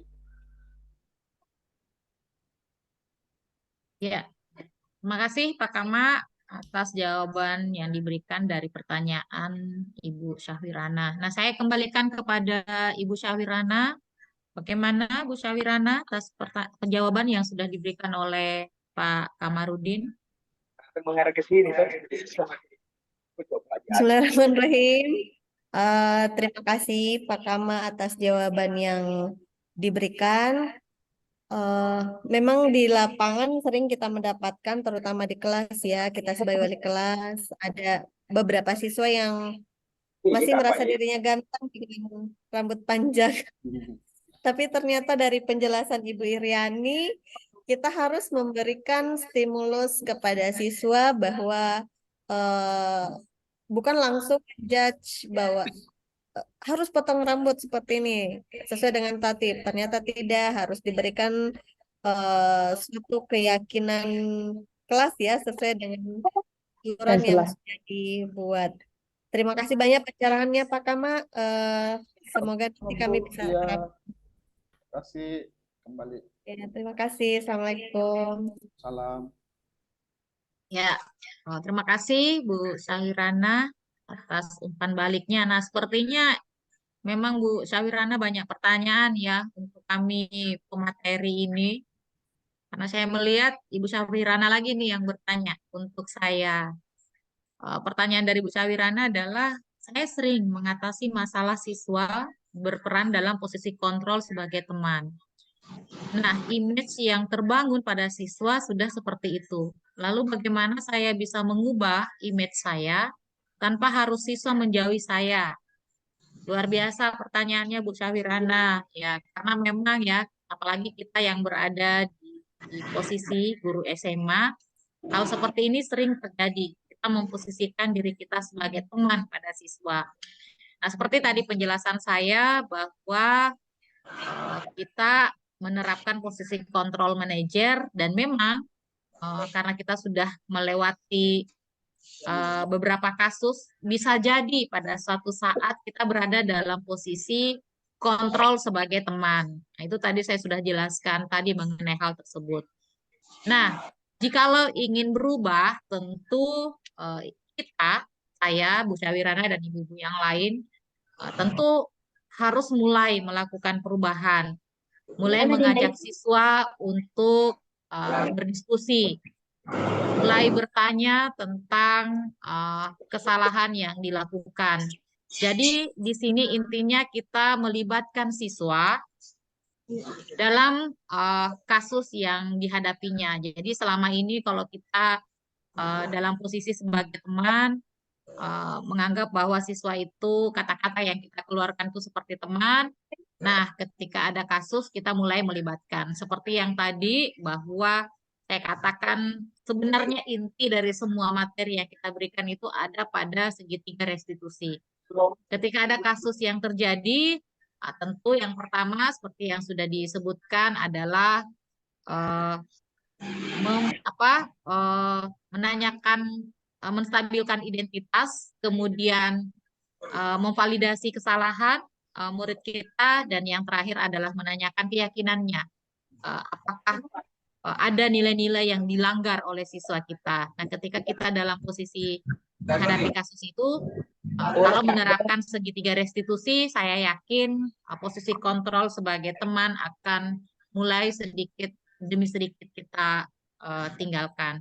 Dan saya yakin ketika berada dalam posisi manajer, Ibu Syahwirana, image Bu Syahwirana selama ini kepada siswa tidak akan berubah, tetap akan dihormati, tetap akan dihargai, bahkan akan disenangi oleh siswa karena Ibu Syahwirana mulai mengajak siswa berkolaborasi dengan siswa, mengajak siswa berdiskusi dalam setiap permasalahannya.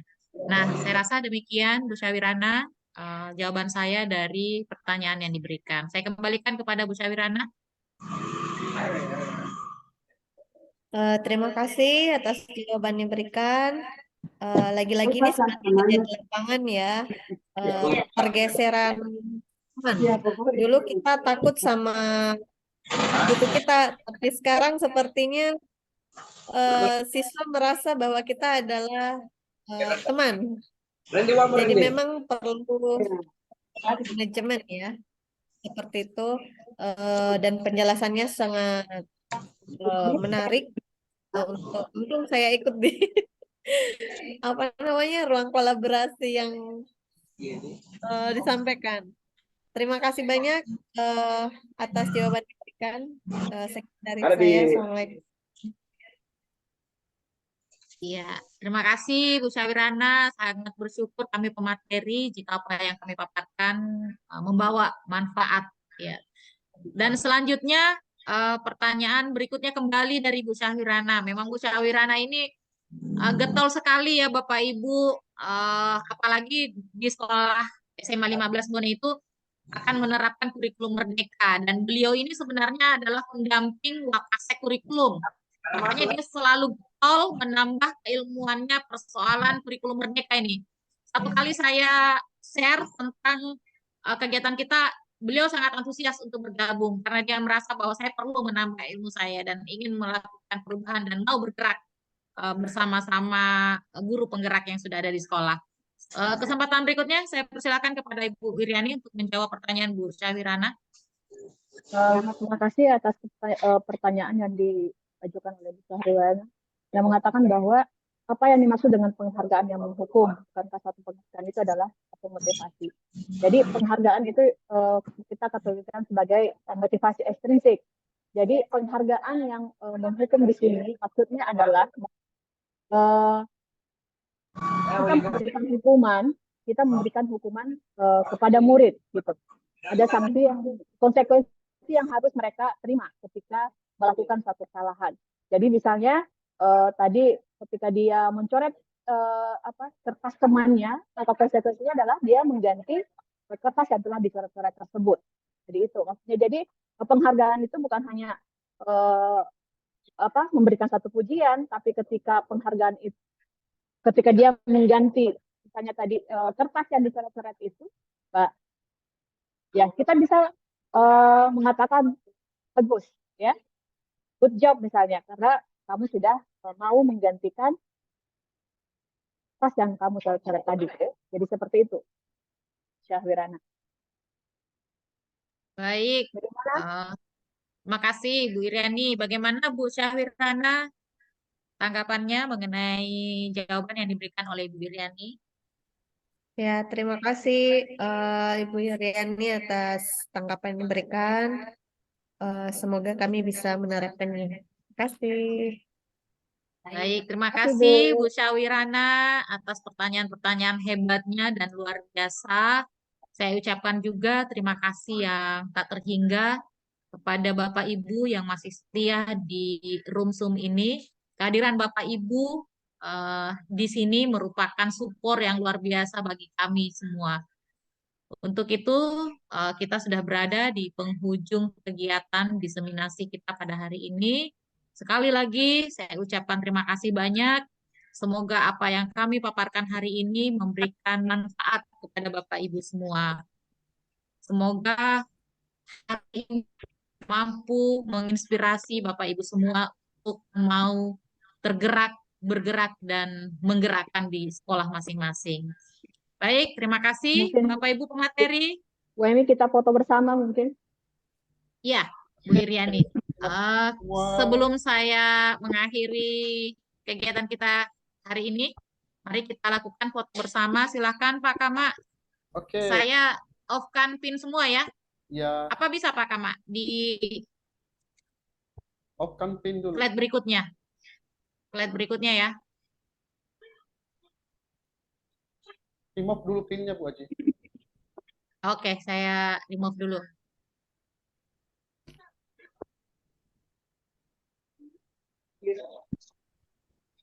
Ibu Iriani juga remove dulu pinnya ya.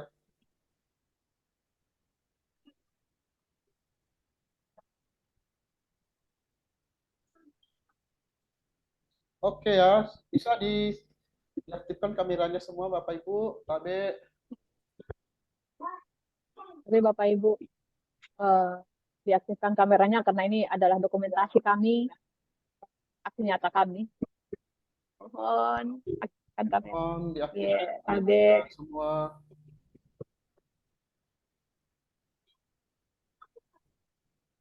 Ya. Belum ya.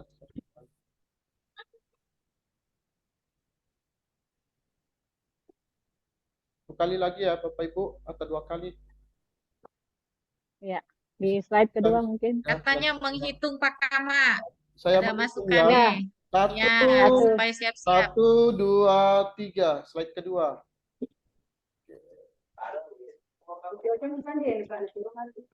Oke, kira cukup. Terima kasih atas. Ya, baik. Terima kasih Pak Kama. Terima kasih Bapak Ibu. Ya, Bapak Ibu. selanjutnya Bapak Ibu, Banyak, Bapak Ibu. sekali lagi ya saya henti-hentinya mengulang nih ucapan terima kasih saya kepada Bapak Ibu atas kesediaan waktunya mendengarkan diseminasi kita hari ini. Semoga sekali lagi saya ungkapkan semoga membawa manfaat untuk kita semua. Terima kasih. Assalamualaikum warahmatullahi wabarakatuh. Waalaikumsalam warahmatullahi wabarakatuh. Terima kasih dukungan semua hingga acara hari ini sukses. Terima kasih. Ya, amin amin.